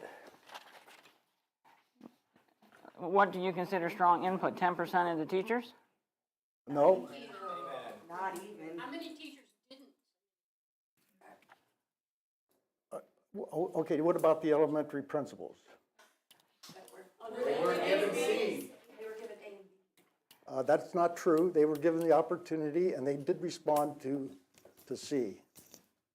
After the fact. What does that matter? Well, what does it matter to the 5 people that emailed? That's what I'm saying, we're playing the game. Yeah, no, I'm not playing a game. We're having a discussion with the board. I'm talking, are we going to put any value to what we received as input and the reasons? So Why I don't we will, put value in Do everything? we even agree with the reasons? Are the reasons valid? if I may, Wayne, the emails that we received from them were a fairly blanketed email that was written by a group of teachers. They put all of their ideas together. You know that for a fact. I do, because I made phone calls and reached out to teachers who were part of that email. So that's why I'm addressing this situation, because I did take it a step farther, because I do care what they think. And after talking to several of them, what I took from their email and their discussions with me is that they would like equal class sizes. They want equal everything across the board. So if a teacher has 26 students and another teacher has 14, and they all get 700 copies a month, that's not fair to that teacher with 26 kids versus the teacher with 14. You know what I mean? Like, it's not, it goes down to the basics, the nitty gritty, the morale that they've been experiencing over the last 6 years. Like, if you actually sit down and talk to these teachers about what they want, you're going to get a whole lot more than just one school. You're going to see that they want their kindergartners to be able to have a program like Avis and Saldaysburg do. They want to be able to offer their kids an equal PTO that can support the building that is as large as they are. There's a lot more to it than just combining into one building. You gotta open your ears, because there is so much more that can be done and should be done before we talk about shutting down a building. What suggestions would you have? What suggestions would I have? Would you have? Well, I would suggest asking Dr. Ulmer if there is a way to equalize the paper rations. I would ask if there is a way to get the kindergartners to have an end-of-the-year program, even if it has to be split up on 2 days. They have enough staff to do it. There's no reason that they wouldn't. If they want to have a mother's tea for Mother's Day, then we should be backing that PTO in order to do it. Jersey Shore Elementary is an amazing school, as well as Avis and Saldaysburg, and they deserve just as much support the way that they are now that the other 2 outlying buildings get. And we need to help do that for them, not just by shutting down a school. If you're talking about $100,000 a year savings just from the building, we've already said there are items or teachers that may not be replaced this year through retirements. So right there is the savings that you would get from closing a school by not hiring back 3 teachers or filling 3 positions. There's a lot more at the heart of this issue than a school being shut down. I'm sorry. Yeah, you're right, there is a lot more. And I would agree that their number one issue, no matter how many things they tell you, their number one issue is equalization of class size. And it's been that way for the last several years. So the number of classes in elementary school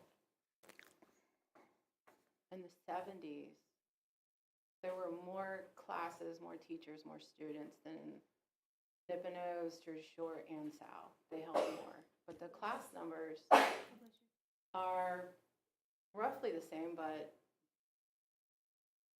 they held more.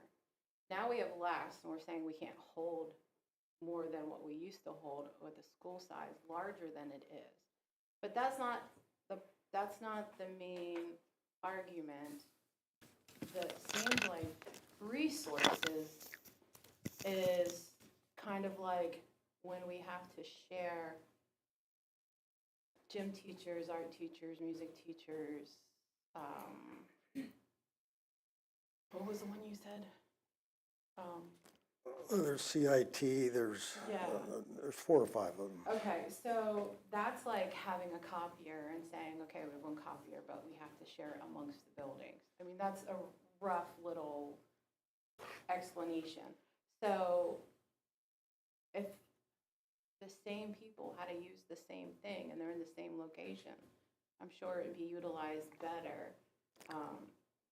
A plan set forth where we could see if it worked, like a couple other board members had suggested what would work for the community, make sure it works out before we jump to any final conclusion.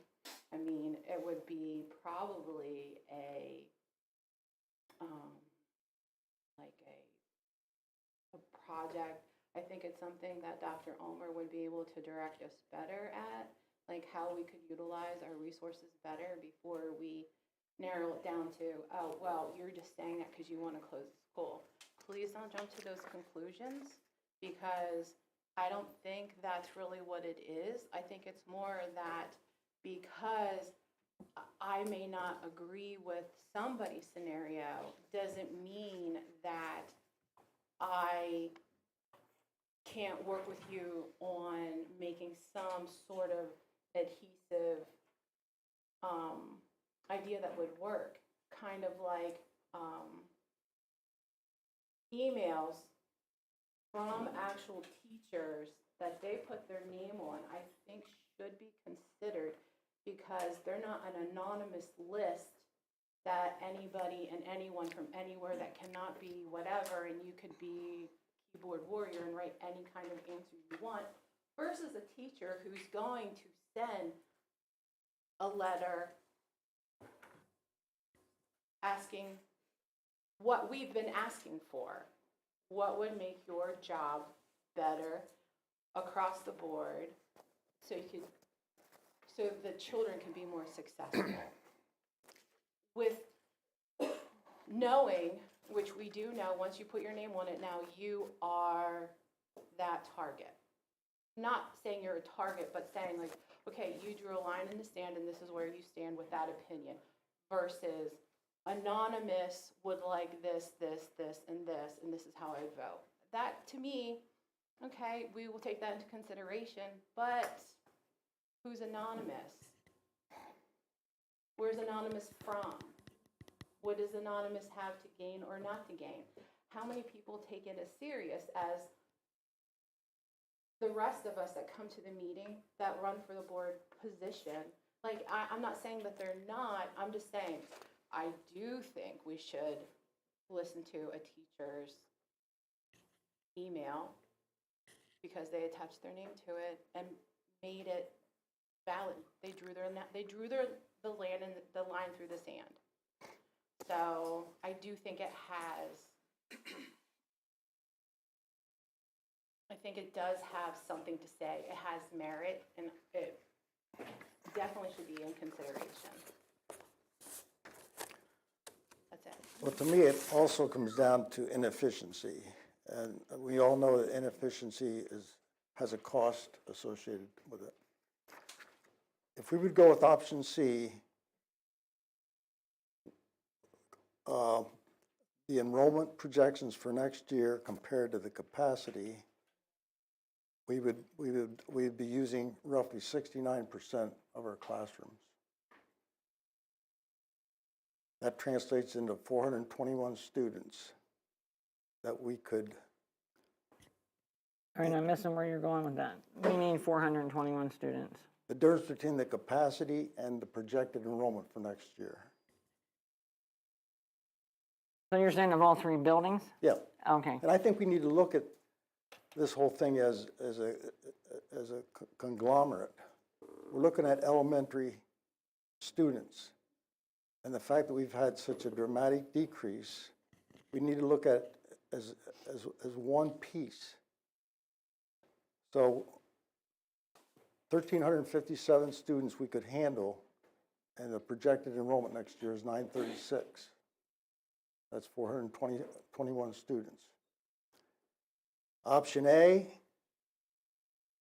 we're operating, by closing out Salisbury, we're at 90% capacity. We could still grow by 104 students. We can handle 1040, again, compared to 936 that were projected for next year. That's very costly. I mean, if you talk with any business that has excess capacity to that extent, that is very poor management.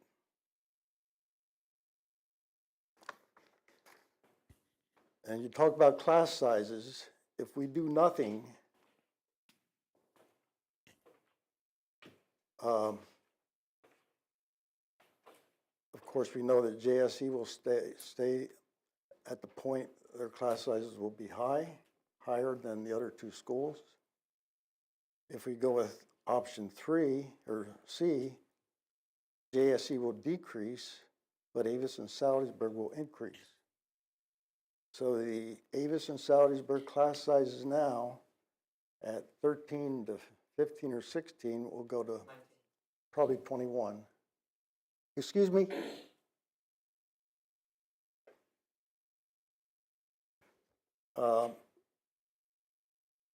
If we go with option 1, Avis, of course, will increase as well. And how about option B? I didn't run option B. Did you? And JSE will decrease and Avis and Salisbury should increase. Yeah. But the JSE is pretty high capacity right now. Yeah, and it has been for a number of years. Well, I'm not disputing that, I'm just No, saying. I'm just saying, I agree with you. Mr. Kinley, when you refer to a business, any other business, and I'm not trying to, be rude or anything, but what kind of business would you compare us to? No, I'm not going to get into that. I don't know that there is a comparison. I'm just saying. Well, no, and I'm just asking. Yeah, I know, but It's a business-minded avenue. But we got to remember who. We got to remember. We got to remember. We got to remember who's paying it. This is a board discussion. We got to remember who's paying. Well, I shouldn't have, but they stopped. We got to remember who's paying the bills here. I do know that. It's the taxpayers. Yeah, I'm one of those. I know who pays Yeah, the well, taxes. I am too. I know that mine decreased last year because of the Homestead Farmstead Act. So That ain't going to happen this year. I'm not sure. Well, Ben, have you heard anything about the homestead credit again? No, I've not heard anything about it. Okay, That gets certified, I believe, May 1st. okay. And I don't know, the board, we've talked about projects. The second, if you go back to the survey, besides not closing school, right behind it was, the interest was very high on additional course offerings. How's that going to happen? If there's a lot of people that. We're getting an echo or something. Whatever I say once is plenty. Amen to that. So we have that issue, and we have capital projects. In past meetings, some of the board members thought we could defer some of these projects. Here's what our HVAC guy tells us. Your biggest hurdle right now would be Salzburg. Since you only have one boiler there, there's no backup. If that goes down, you would need to get a rental boiler in place to keep the school open. A rental can be set up usually within a week or two, so long as one is available. The cost for a rental boiler is high though, depending on the size. And basically in another place he says, I cannot state where the remaining lifespan is. I think you're well past it. Does that get anybody's attention? No, what it It's means not to only me. it's not only Salisbury, it's Avis. Yeah, and they should have been the first ones to be done instead of the high school and the middle school, you know, instead of doing them. The middle school was very old. And you kicked that down the road. It was okay to do that. I mean, not you, but the past boards kicked doing the Saudis roof down the road for 7 years now. At some point, we were stingy enough that we couldn't even replace goalposts, soccer field. So, I mean, something needs to be done, whether it's, I know we had a discussion about borrowing money, and maybe now might not be the right time, but something needs to be looked at hard. Well, we knew where we were at a year ago. We had the Hunt study. They laid out $55 million of things we needed to do. Obviously, we're not going to do $55 million. But administration identified roughly $10 million that was high priority. It doesn't matter whether it's $10 million or $100 million, we don't have the money. And we could have, if we would have been more ambitious, we could have moved. We moved on the two that were funded by ESSERS. We could have moved at the same time on the rest of these and borrowed money at a much lower rate. Now we're cooked. I mean, there were comments made. We're not going to do any of this maintenance until our bonds are paid off in 2030. Well, I don't feel that you're going to be able to last that long, to be honest with you. I don't either. You know? I don't either. That's So, why. I think that Where are we going to get the money? I asked you guys that before. Yeah, well. And I said we need a game plan here, and nobody seems to want to figure that out because every time I say something, everybody is quiet. Well. So I'm trying to figure that out myself, and I feel that, you know, we are not looking at what the students really need here too. Right. Okay?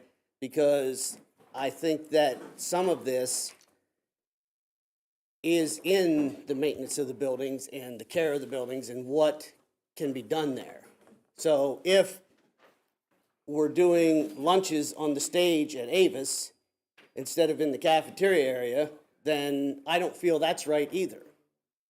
Which I know for a fact that's what you're doing, okay, at that building. So is that right? Should we add on to that building and make it bigger so that we can put the students where they need to be? Well, if we do that, then we have to fix the cafeteria and we have to add on a gym. That's just in Avis.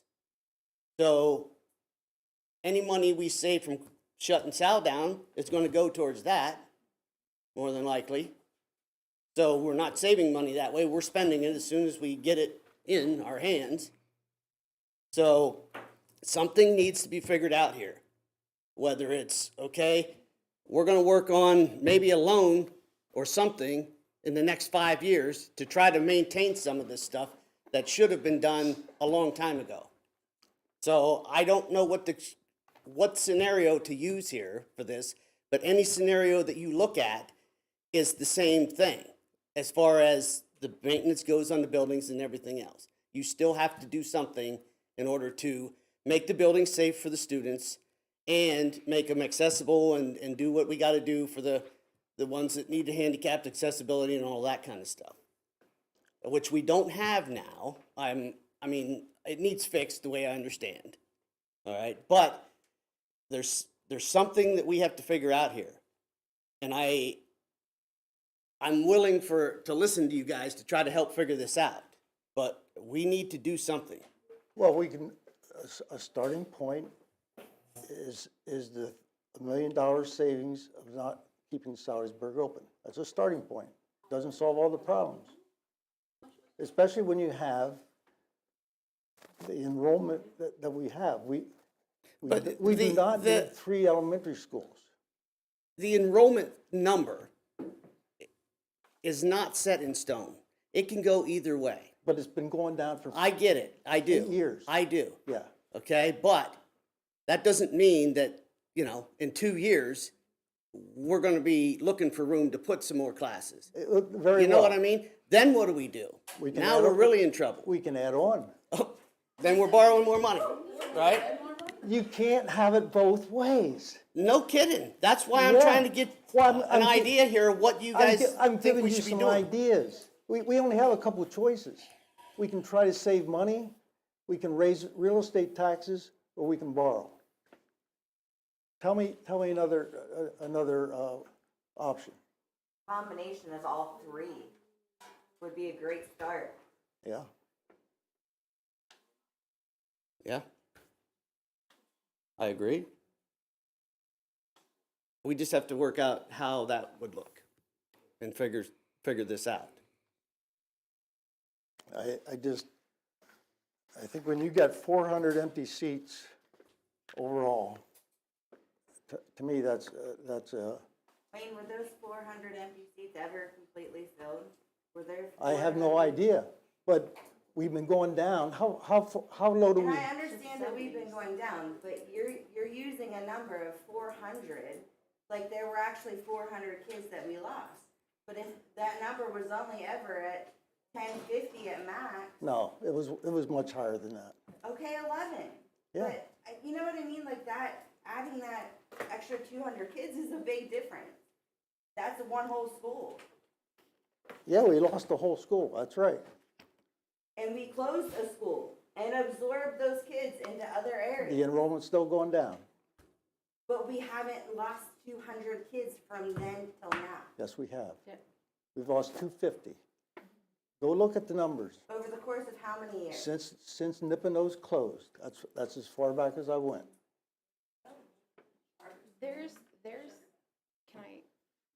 So I've looked at when Nipponose was open, the number of students, the number of schools, after it closed, where they all went. If you look, numbers were going down before Nipponose actually closed. The classroom sizes in Jersey Shore were always big. And when they moved them in, they didn't really change that much in size.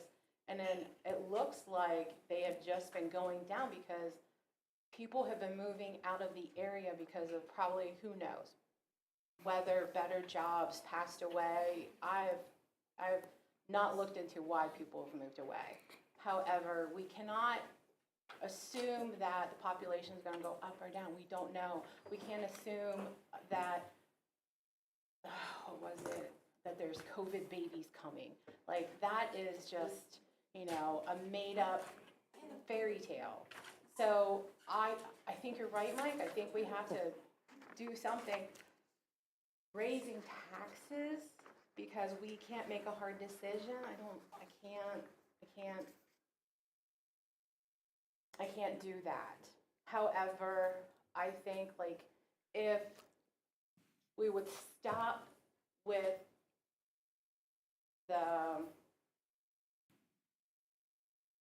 soon as somebody says a suggestion or says, well, can we look at that, is no, we can't because it's closing a school. Or, oh yeah, we can look at that because you want to keep all elementary schools open. Because right there, we're done discussing or coming up with anything. You know what I mean? Like utilizing things for different, like repurposing or, repurposing things that were used for this at one time is now, we're going to use it for this. I mean, I do it every day. But I think that if we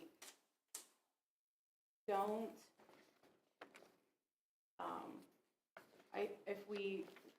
Ben, do you actually know how many property owners live in our school district? There's approximately 10,000 parcels. 10,000 parcels. So you just know how many there are, you don't know how many are renting. We don't know that. That is correct. I do not have the statistics on it. Okay. So we're gonna raise taxes. The only people who are gonna pay are the people who own the property, not the percentage of people who rent. And so it's gonna fall on anybody who pays taxes, and, you know, whoever has extensive property is gonna pay the majority, right? Anybody that has a parcel is gonna pay tax. Right, I understand that, but I'm just saying, they're gonna pay the majority of it though. Like. Well, that's the way our tax system is Well, right I now, understand, Jesse. I understand that's how it is, but I'm just saying, like, I don't know how many, like, there seems to be a lot of rent, like. What does rent, whether it's rent, have to do with the taxes? Because the parcel's going to pay the tax. Now, you're telling me if you're a homeowner and you get an increase in taxes, you're not passing that on to your renter? That's what businesses do. They pass it on to when the taxes go up, they pass it on to the consumer. So you're saying when rent goes up, that's where it comes out? When rent goes out? Well, it depends on how that's set up, because if you're a person that pays heat and the heat goes up, you're gonna increase you're not gonna, as a property owner, you're not gonna go in the hole. No, I understand that, so, So the taxes are paid on the parcels, whether there's renters in there or whether there's not renters in there, the taxes are paid on the parcel. And I agree with you that we don't have a crystal ball to know if we're going to increase in population or not increase in population. But we do know that we have a factory in Jersey Shore that is expanding and is adding 125 more jobs. Are we saying none of those people are going to move to Jersey Shore? I know people who applied that live in Jersey Shore who have not even gotten a call back. So, I mean, we can't do that either. Well, I agree, but I'm saying you can't take one and say, well, we don't know, so we can't make any decisions. But we do know that there is an increase of jobs coming to Jersey Shore. Doesn't mean it's going to create a whole new school. All of our choices will save money in one way or the other. A, B, and C. The only one that doesn't is the status quo. All of our choices will save money. A, B, and C. Some more than others, some less than others, but we don't know where that's going. And you cannot say that closing Salisbury will save $1 million. Because you're taking into account that the teachers that you may be losing. That's going to happen in any one of those scenarios. So you can't take that, because that savings goes to those scenarios also. So you got to just, and when we do have to have a plan, I agree with Mike, but it doesn't make sense to make 5 or 6 plans. Decide your scenario, and then start making your 5 and 10 year plan. A 3-year, a 5-year, 7 and 10, and go from there as to whether you have to borrow money or not borrow money, or you do what you can to hold off as long as you can. Our buildings are not falling to the ground. I think that we're struggling to agree on a scenario, though. Like, that's the biggest struggle. With 9 people, you're going to struggle. I mean, that's life. So perhaps we could start with what we could swallow with maybe putting grades together, utilizing resources, seeing what kind of savings comes out of that, and then have a better evaluation as, okay, not that this is a test study, because that's not what I'm saying at all. I'm saying that out of resources and utilizing them and what is best for the student, go from that direction, and then go from there and see if there was a savings with space, a savings with and an increase with not having to have students sit on steps in the auditorium, or, you know, the gym teacher is there all 24/7, and, you know, after you redo the gym and build on, and now you don't have a parking lot, now we have to have space somewhere else because it's, They're all what ifs. right. But I think we have less animosity trying to figure that out versus we're gonna go with A, B, C, or D, E, F, G, and now we're at Z. No, mine's on. That's it. All right. Well, one thing that I would like to say is that when Nipponos closed and they did do the add-on at JSE, that originally was supposed to cost like $8 million and ended up costing like $17 million. So you would want to take a school and shut it down that we have, that's there with the land and the school and the classrooms and everything, and then go borrow money that's going to end up costing us tons more, millions upon millions. Yeah, but that's a what if, and also, we have $3 million roughly that we gotta put into Salzburg. Is that what we wanna do when we have 400 empty seats in the elementary schools? Well, you know, and that 400 seats that you're using is based on that AR, which I think we need to look at, I'm because not- that AR wasn't even No. approved by the board. Well, how, Well, because I don't think you need to be having 25 kids in the classroom. I mean, 20 is like the state and national average across the state and the United States of America. So you think it's better for our kids to be having 25 in there? so you have numbers that support 20 in a class all the way across the country. That's not. That's the national average. That's not the case in Lycoming County.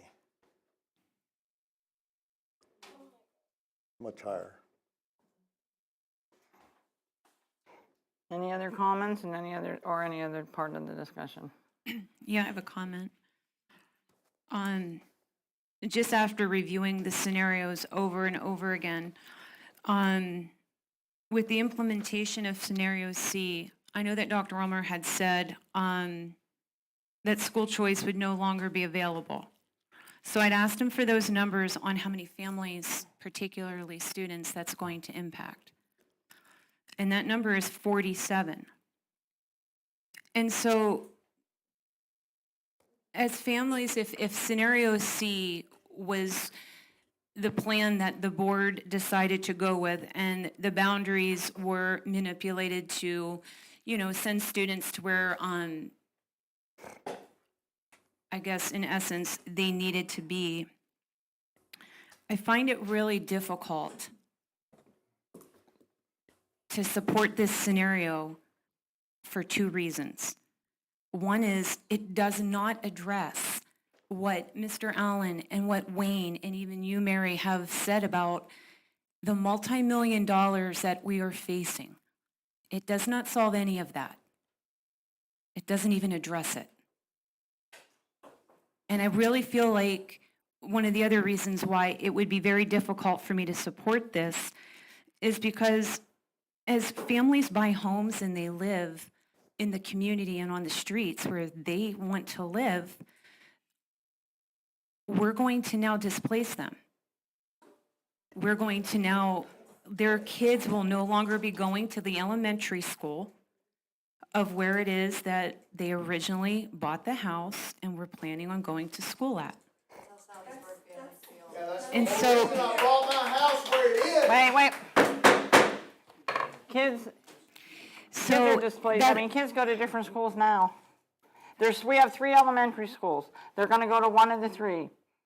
Before, we used to have one in the valley. If they lived in the valley, they went to the valley. If they live in the valley, they don't necessarily all come to the same school. Most of them, I think, came into JSE, but some of them went to Salzburg. Yeah, and I mean, you're gonna move those 4th and 5th graders that live right across the street and move them out to Avis in scenario A. Yeah, my kid's not going to Avis, I'm That telling would- you that now, that's clear the other side of us, I live over here. Sir, You know what I'm saying, though? You're displacing so many students. I do, but when you're thinking, yeah, but when you say we're displacing them, we're not. We're solving a problem. No, you're not. One of those problems, You'll have your chance to speak in courtesy of the floor.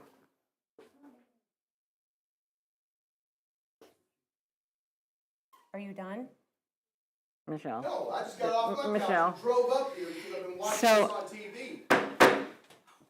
We need an SRO. When I say that, right there. you're, He's we're not addressing one of those problems, like disrupting the education or disrupting them by sending them to another building.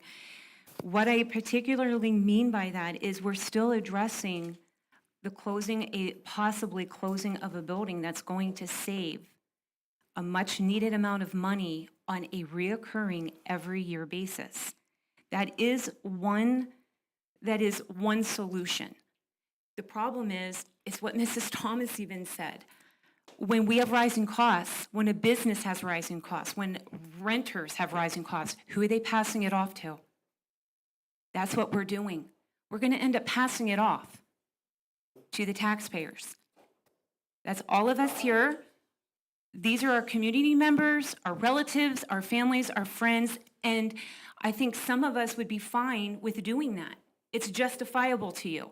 Some of us are not. It's not justifiable to some of us sitting here saying, well, we could have chosen something better versus passing off and raising taxes to try to, balance off our budget. I think tonight we see there's a $300,000 deficit. It's much better than it has been in the past, but there's still a deficit. We're always operating in a deficit.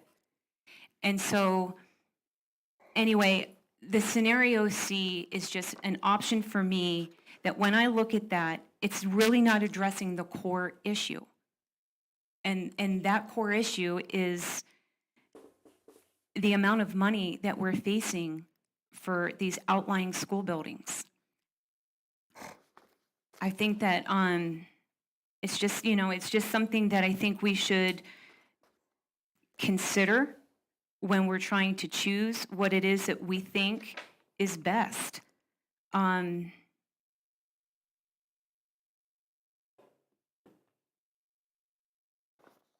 I just really want to make sure that the constituents that have been writing to us, they're counting on us.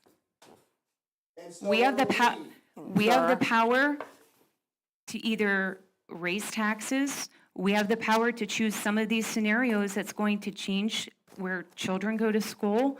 And I think, like I said, it's really hard because some of us can justify it and others cannot with some of the scenarios that we have to choose from.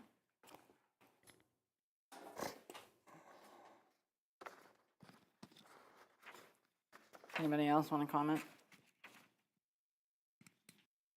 I just have one other little question about the transportation.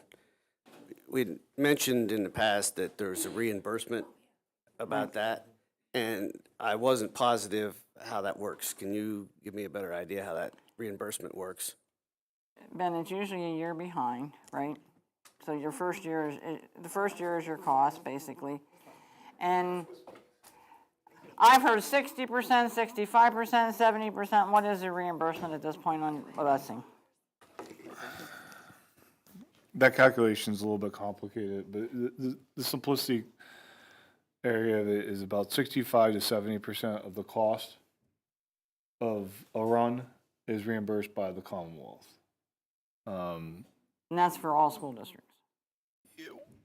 No, because also your aid ratio comes into play Okay, there. but they all There's- get reimbursed something. Yeah, for- so every district gets reimbursed. You also, the calculation also looks into efficiency of the run, meaning the capacity of the bus and how the rostering is done. And it takes into account size of the bus, age of the bus. That's why it varies so widely. Miles with students, miles without students. That's a big piece of the calculation. But it's, for us, it's between 65 and 70% of our cost. Yes, we're always in a year in arrears.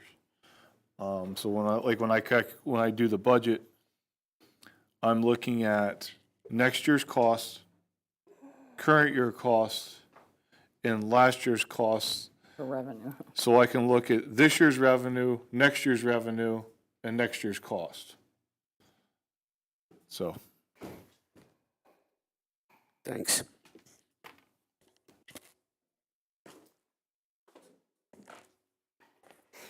Okay, so we have, well, I don't want to stop anybody if you have anything more to say. So we have opinions. None of us like tax increases, but let's be realistic. You don't run a business, you don't run your household without increasing your payments of whatever it happens to be. You're not going to go 10 years in a district without a tax increase. You saw what happened when we did that before. We went 7 years without a tax increase, and then 1 year you got 26% hit at you. So to say that we don't want any taxes ever raised, that's not realistic. I'm not saying you raise them to the maximum. I'm not saying you raise them every year, but you have to look at that. It's not realistic to think. You saw the biggest cost in increases in our budget is our district-wide maintenance, because that's where most of your costs are, and you see you're seeing the biggest increases in them. Our principals in that did very, very well on keeping their budgets within the margin of what they had last year. Some of them decreased, some of them had a slight increase. So it's not like people aren't working towards the end goal. We're anticipating at this point to vote on the scenarios at the April 24th meeting. We will go on to courtesy of the floor. There is only one meeting in April, so it can't be in 2 weeks, because we don't have that meeting doesn't exist this year due to the way the holidays fell. So that is our next board meeting. Courtesy of the floor is now open for comments on non-agenda items. State your name, address, and identify what you would like to address. You will have 3 minutes. We have to wait a minute. We have some people that signed up, so I'm going to take them first. They signed up just like they have in the past. You have done it. Matt, you're Thank you. Thank you for recognizing that. there's only 2 on here, and then anybody you will have the opportunity to be heard. I'm sorry. Before my time starts, I just had a couple questions and a statement. First, I'd like to thank Mary and Mr. Allen. Well said, how you spoke. We do need to come to a consensus and figure this out.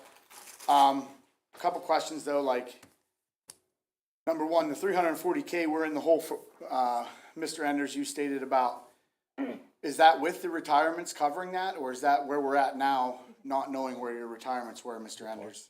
so that includes the retirements that were approved prior to this meeting. So that includes that prior to the meeting, but not the ones so we're 340 basically still. Yes, but our teacher's contract has Yeah, till 60 days out, right? the teacher contract is a strict deadline of March 1st. Hard March 1st, okay. And that didn't include the other like proposals of those 2 teachers, because you didn't vote on that, correct?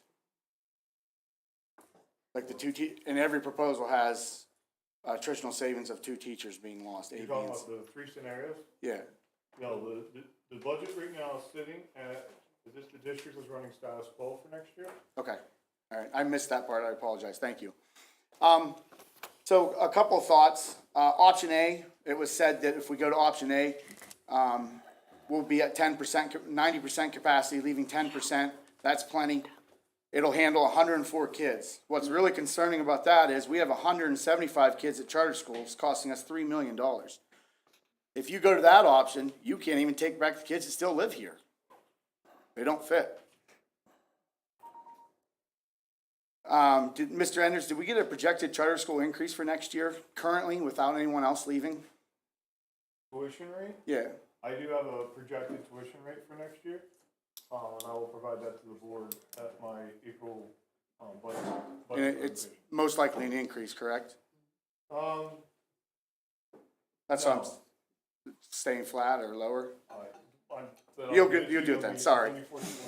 The busing cost thing, as we look at it, so with the busing cost, 60% is reimbursable. So possibly those first scenarios would not cost $100,000. They could cost around $40,000.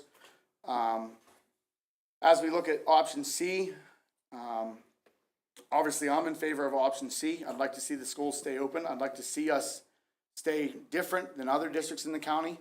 The main reason is we're looking at recruitment and retention of students. We want to recruit students and retain students in our district.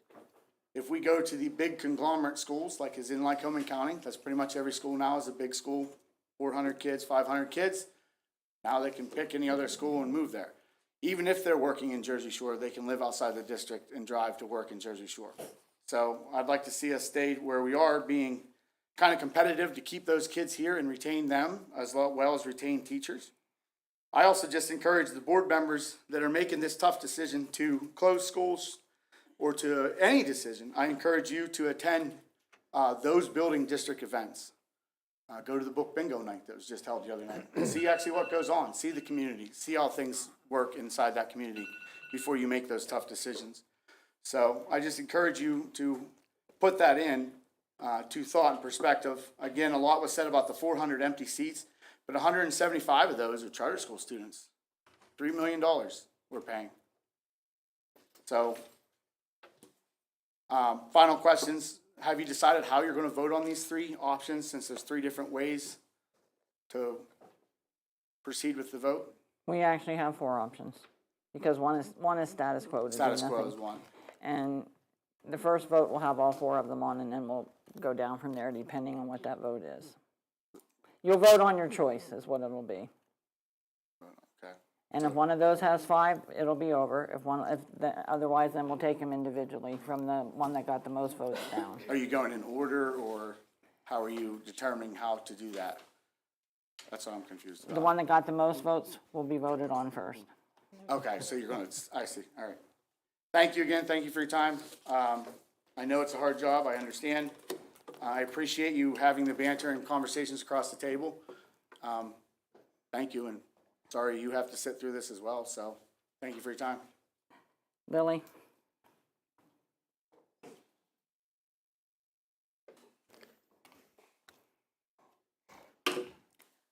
Hello, Dr. Lily Langlois, Cummings Township. I found that banter very stressful. I'm sure other people did as well. But I do appreciate all the time and effort we all put into this. Clearly, we're invested. I also want to thank the Sun Gazette newspaper for covering this issue and really getting this out to the community. They've done a great job, especially lately. I'm here to talk about the cloud of uncertainty that this community has been under for not just the last 6 months that the board has been pondering, debating this impending decision. It's been going on a lot longer than that. I can't emphasize that cloud of uncertainty and how that affects us as a community. I'm running for school board. It's no secret. We're all here tonight, Region 1 school board potential nominees. And when I was getting signatures from my neighbor, she told me, oh yeah, I also fought to keep Salisbury open when my kid was in there. A whole bunch of families got together because they talked about closing it. And I said, oh, how old is she? Sophomore in college. That's how long this is going on, 10, 15 years, you do the math. That's a long time, and we're still kicking the can down the road. So the debate has stressed and distressed faculty, staff, families, everybody in this community. It's not just Salisbury families, it's possibly more, because the change is the starkest with that school. But it's gonna affect JSE. You think you're gonna bring all these extra students to JSE and you've got like secret rooms somewhere that they're all gonna fit, when JSE is pretty crowded right now? You know, people say that children are really resilient and they'll make it through whatever decision we come out, but we need to think of their best option. I say our children need continuity. My daughter keeps asking me, are they gonna close Salisbury? What are they gonna do with my school? And it's not fair, because that stress that the teachers are under gets inherently passed down to the children in their schools. So my vote is for scenario C, where there's many benefits.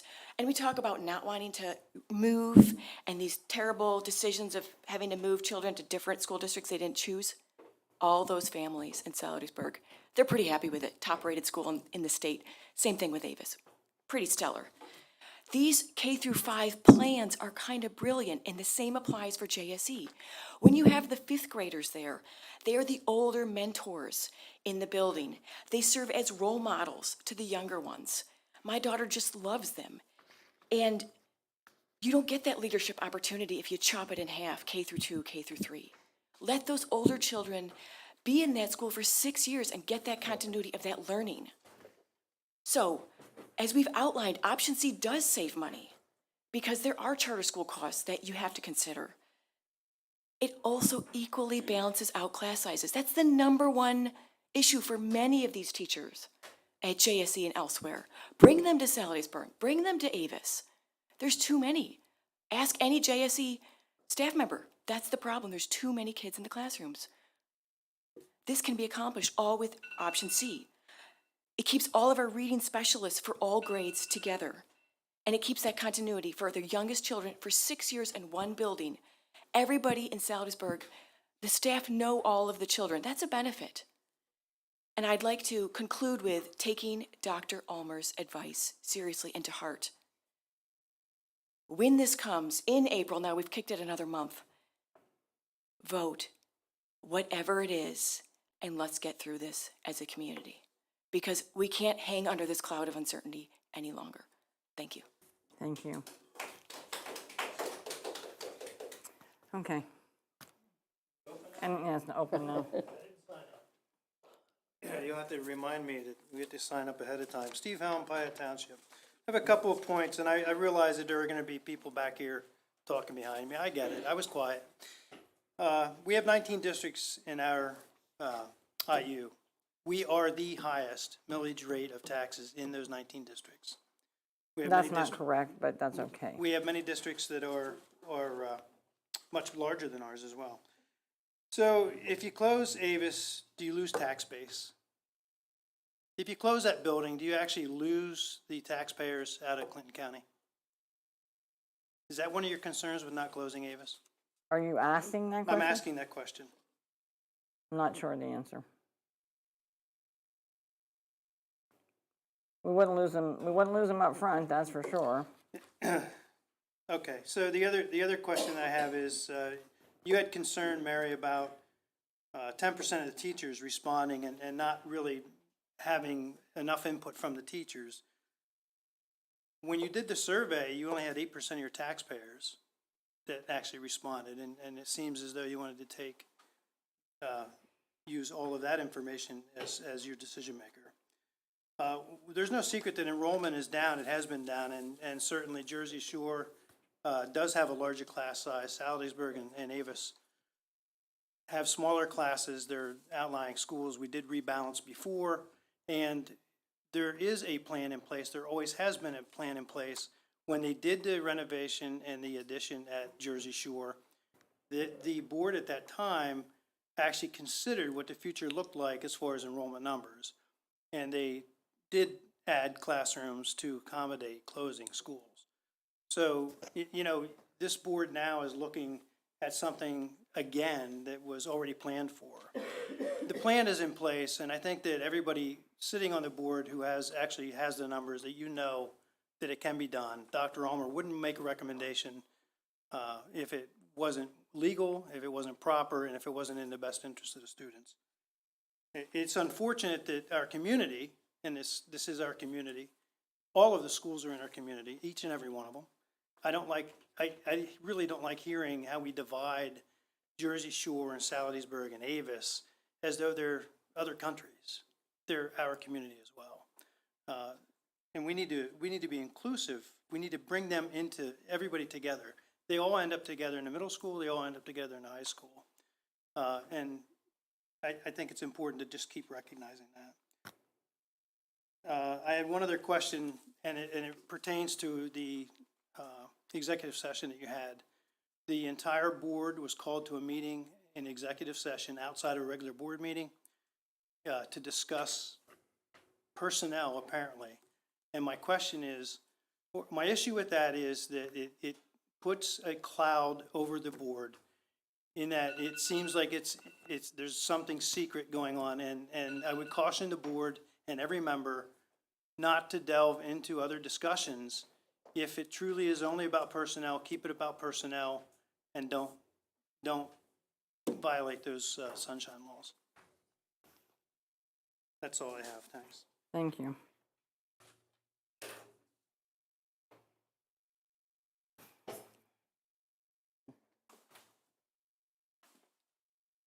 Randy Bryan, Nipponos Township. I just want to comment on the declining numbers when they were closing Nipponos down.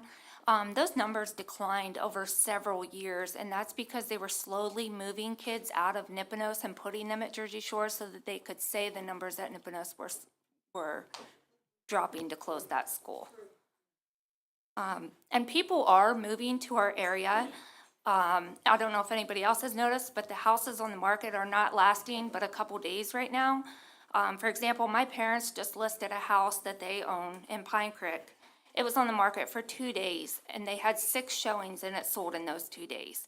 So there's definitely people looking to move into our area and into our schools.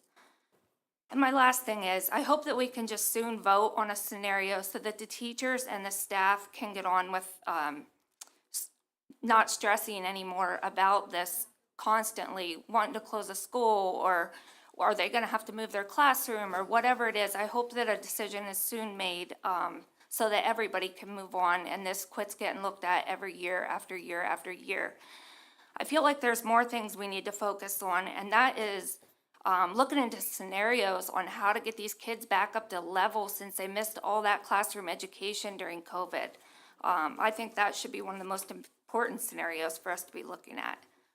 I think that's all I have. And maybe we can quit focusing on closing the schools and concentrate more on what Mr. Allen was saying about how do we resolve some of these issues that we're in right now, instead of taking up all the time and worrying about closing a school.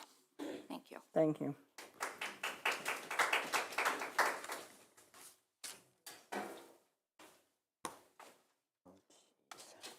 Bruce Rogers, Limestone Township. First misconception, I sat at all of the team meetings 15 years ago, and when they were moving kids back and forth from the schools, it was to balance. There was never any discussion about, let's do it so we have. My kids were personally for that reason. I sat at the team meetings. I'm just trying to correct it. That's not the point of what I'm going to make here. Another correction, I think the target number for the elementary renovation was like $12,000 originally. But the point I want to make is you have options. I don't hear anybody discussing the feasibility studies. I know there was a couple done. They should, I would hope, be your guidelines. That should be the professional input, study, and recommendations. So hopefully that's serving as a guideline. But I just want to, maybe as a word of caution, 15 years ago, there was another option. After the renovations, early 2000s, and the budget was practically gone, the budget was in a place, and I understand you have maybe 15% of your budget where that you have flexibility. Most of it is already spoken for. But at that time, the only option was to cut programs and cut personnel. And a lot of lessons were learned from that early 2000 capital project that was put in place when the elementary project around 2012. So I'm just passing that on for something to keep in mind.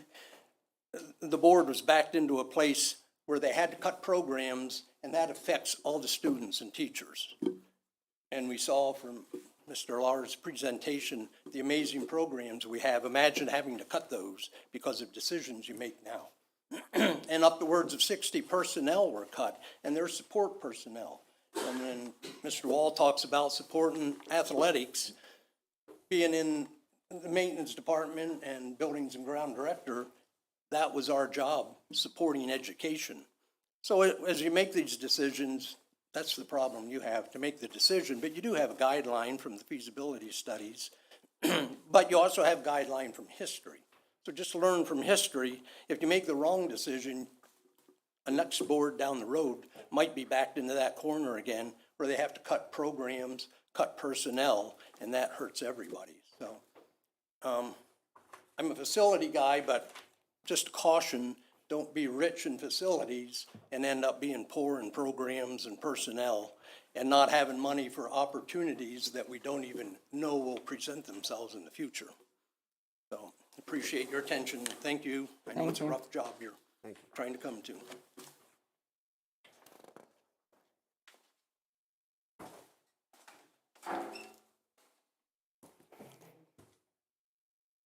Justin Wall, Anthony Township. I agree you should learn from history.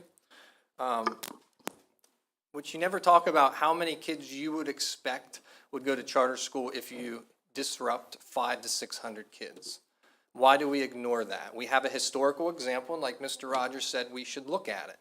And so Dr. Wenrick laid this out in her FAQ, 27 kids left out of 160 or whatever. If you do the math at 22,000 average per kid, if you just simply assume, and you should all be able to agree, that you're going to lose the same number as Nipponos if you disrupt 600 kids, when that only disrupt 180. That's 27 kids. Just agree on a small number. That's 22,000 per kid, and that's 590,000. You must subtract off of Plan A's savings. But extrapolate 4 times that, and you're in the millions. Now, I don't think it's going to go to that high number, but you can bet you're losing some. The gentleman here just told you he's leaving, right? You got to account for that. If you're a businessman, that's called opportunity costs. You should give them a lesson in that, Mr. Enders. Opportunity costs of real business decision. Dr. Omer, I talked to you earlier in the school year, and you said at the time $31 million could be borrowed without increasing the debt burden on the taxpayer. So when you talk about all these projects needing done, it is possible. It may not be the right time to refinance or do any of that bond work. But simply, if you took that $10 million list, and he's shaking his yes, so he agrees, that $10 million list, and you look at perhaps 5 of it, if you borrowed Mr. Enders $5 million, what would the debt service be on that we would carry each year until 2030? 50,000? I have no clue. Because some of your debt services right now in your bonds, and I've looked at them, are 30, 50,000. So if it's somewhere like that, a year that you would carry, interest, when in 2030 they're paid off, you start paying on that $5 million, it takes 2 years to pay it off, right? So you have to, one, account for the opportunity cost, what you're going to lose, and the borrowing is possible if you actually get down to talking about it, which means you have to have a vote, right? You have to figure out what you want for your communities, and then you can look at that. Dr. Omer didn't lay out a doomsday scenario to me in the fall, right? He said the other superintendents were envious of our financial situation because your debt's paid off in 6 years. Those are his words. I have every class size in the district. Mr. Kinley, I'll send that to you. I called every single district, a group of us in Lycoming County, and the average is about 20 per class. And most school districts do not increase in intermediate. It's a level across the board from K to 5.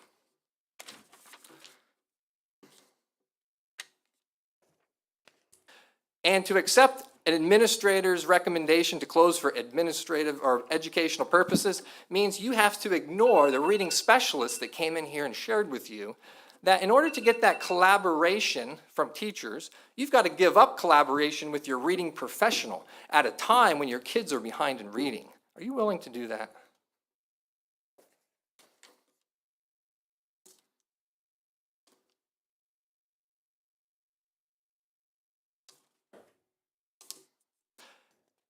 And the letters you got.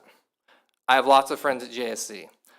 So for those watching that I talked to, they were approached and asked to write a letter by that group. Many said no. So just know that there's a large conglomerate there that do not agree with Plan A.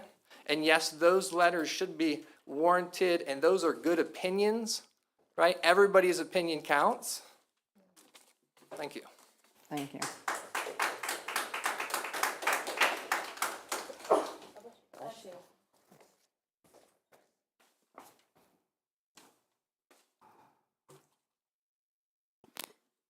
Ray Beerley, Piatt Township. Before I begin my remarks, I had a question as well. What are the final class sizes of scenario A, B, and C? What will the final class sizes be in each of those scenarios? Do you have that number? They're basically all within our regulations. They go anywhere from 20 to 24 in that ballpark. We don't have a breakdown for A, B, and C. He does, but not exactly. Okay, sounds like a good plan. All right, Ray Beerley, Piatt Township, beginning now. Seems like we are spinning our wheels. We have a group of people that are consistently commenting. They seem to be moving the goalposts. Every time we hear a discussion, we want one more study or one more thing. I'm so glad we're voting on the 24th. Finally, this needs to be done. We also seem to be making this way more complicated than it really is.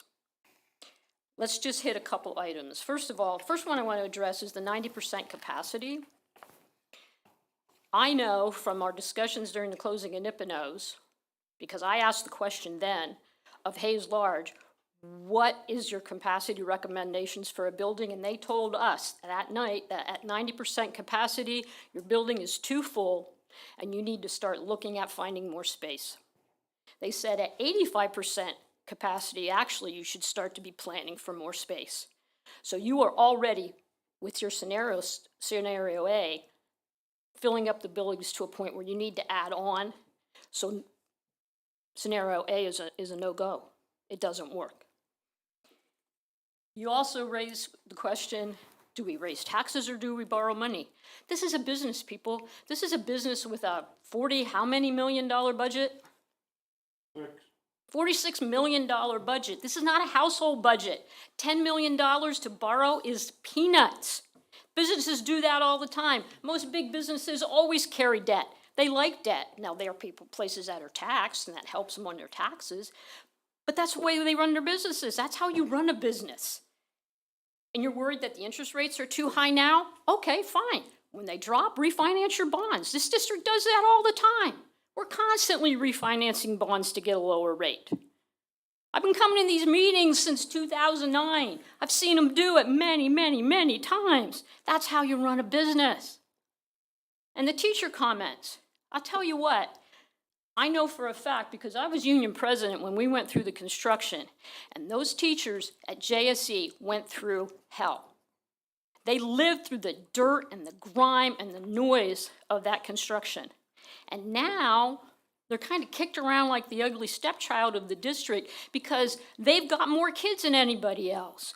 I was a teacher. Do you know what it's like to have a class of 26 versus a class of 18? Do you know how many more kids slip through the cracks when you have 26 kids, 24 kids versus 18 or 13? You're only one person. You lose kids. So any of your scenarios that increase class sizes above 20 is a really bad idea. And finally,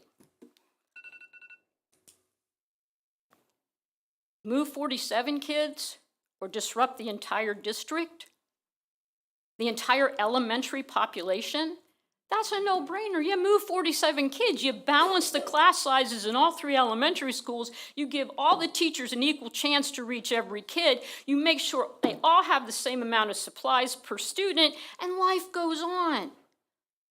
So the only really reasonable option is option C. Lying down, please. It's the least disruptive to these kids whose lives have been disrupted for several years now. It balances the class size, it creates equity among the buildings, and it makes sense. So please, stop moving the goalposts, stop making this hard. Just deal with the facts. Thank you. To answer your question, all the scenarios are between 18 and 24, and the outlier 23 and 24 is depending on where the large class is, often 4th grade, because that group next year is the largest in the district. But other than that, the rest of them are, other than that grade, most of them are 18 to 22. What? 22. Regardless of the scenario. Anyone else?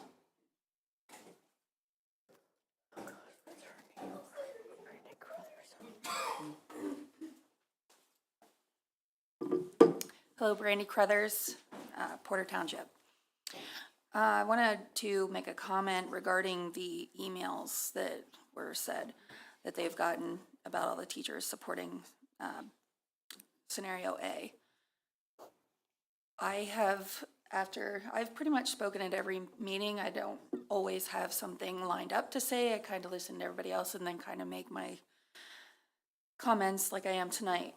But there's not a meeting that goes by where I'm not contacted by teachers, staff, of people that some I'm friends with and some that I'm just, that I just know. They see me, thanking and having me thank everybody who is standing up for keeping the schools open, standing up for voting for our children's education, the best thing that's for our kids, not just what's best for the wallet.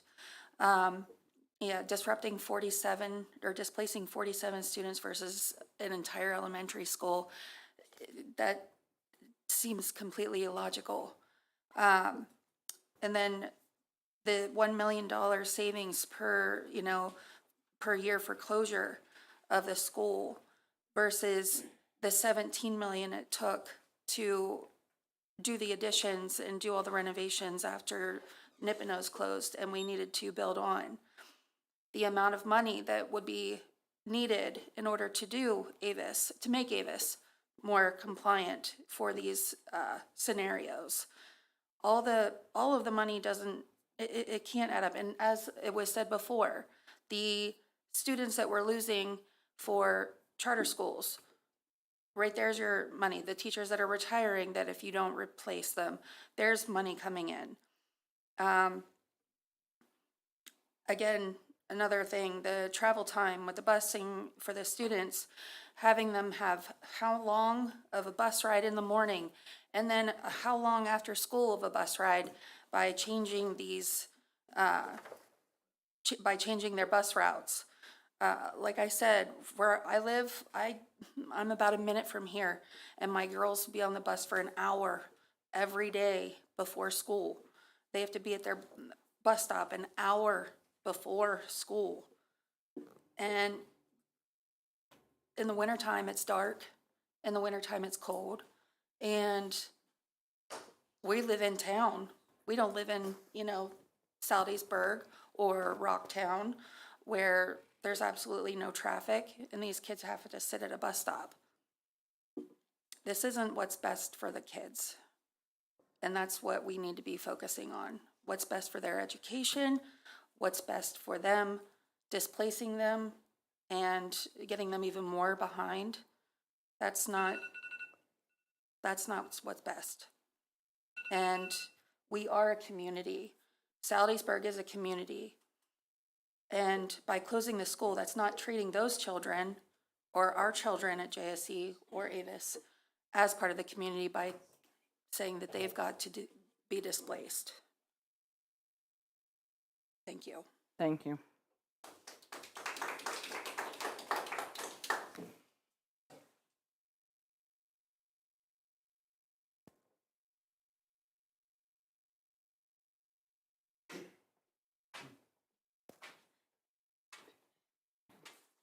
Jeff Hargrove, Anthony Township. Sorry for the outburst earlier, but I've talked to all the teachers at Saldiesburg, or most of them anyway, and the cloud, like someone said, is over their head. Do we have a job? The faculty, do we have a job?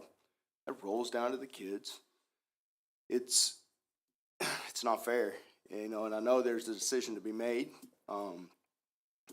I know that the area that we live in, we're way out on the line over there. It's a long haul over to Avis. Also, the smaller classes, I agree with equalizing the classes. I agree with that part.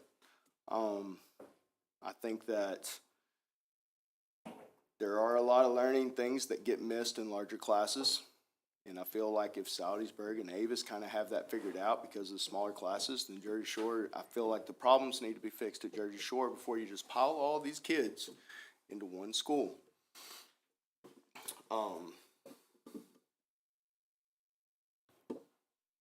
Kind of trying to hold back what I want to say, but I have never seen someone, Mr. Kinley, that's so adamant You shouldn't about be saying shutting down a names. school. You Sitting at home on my couch and drive up here. You need to address me as the board president, not individuals. I just don't understand what the passion about shutting the school down is. Isn't our kids' education more important than money? Mr. Kinley? Sir, you don't address people.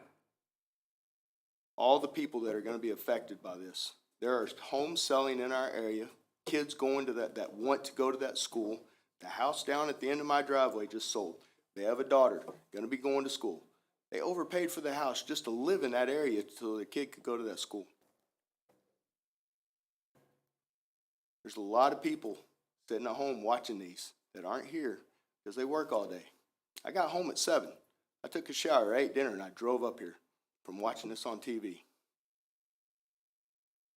It's not fair to the people. This shouldn't even be a discussion. School needs to stay open. Life needs to go on. School needs to be fixed. Teachers need to be taken care of, and people need to know that they have a job. What if it's your job on the line? Hey, we're going to shut the school board down. I mean, I know y'all don't get paid, but you understand what I'm saying. What if it was your job that you're facing every day, wondering if you have a job next year? It's not fair to the teachers, not fair to the students. It rolls into them. The kids are asking, are we going to go to school here next year? It's not fair to them. Specifically move to that area to go to that school. My kid needs that foundation before he goes into a bigger school. And I know there's a lot of other kids, and I know those kids at that school that have the same issues. That's all I have. Thank you.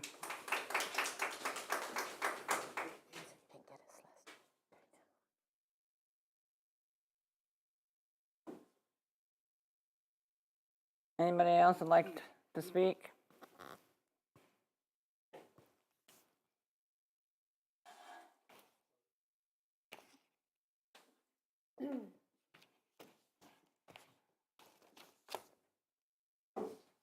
Hi, Don Peters, Cummings Township. Lily and I got to know each other last meeting, and she and I agree. We must have talked to the same person. And in Waterville, they want a decision. You have a decision to make. You can't tax your way out of this thing. You can't borrow your way out of this thing. You've been dealt a hand, and you've inherited a hand that's difficult to play. Whatever decision you make at the end of the day, yeah, I don't agree that we should raise the taxes. I don't agree that we should borrow our way out of this. At the end of the day, what you decide on April 24th, I'm going to support you because I know you're going to do the best decision you can.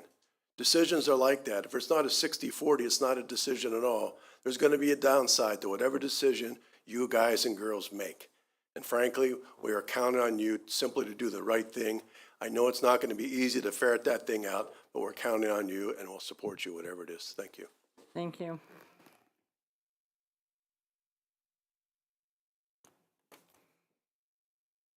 Anyone else? Speak now or forever hold your peace. Meeting's adjourned. You don't need one. You told me you don't need one.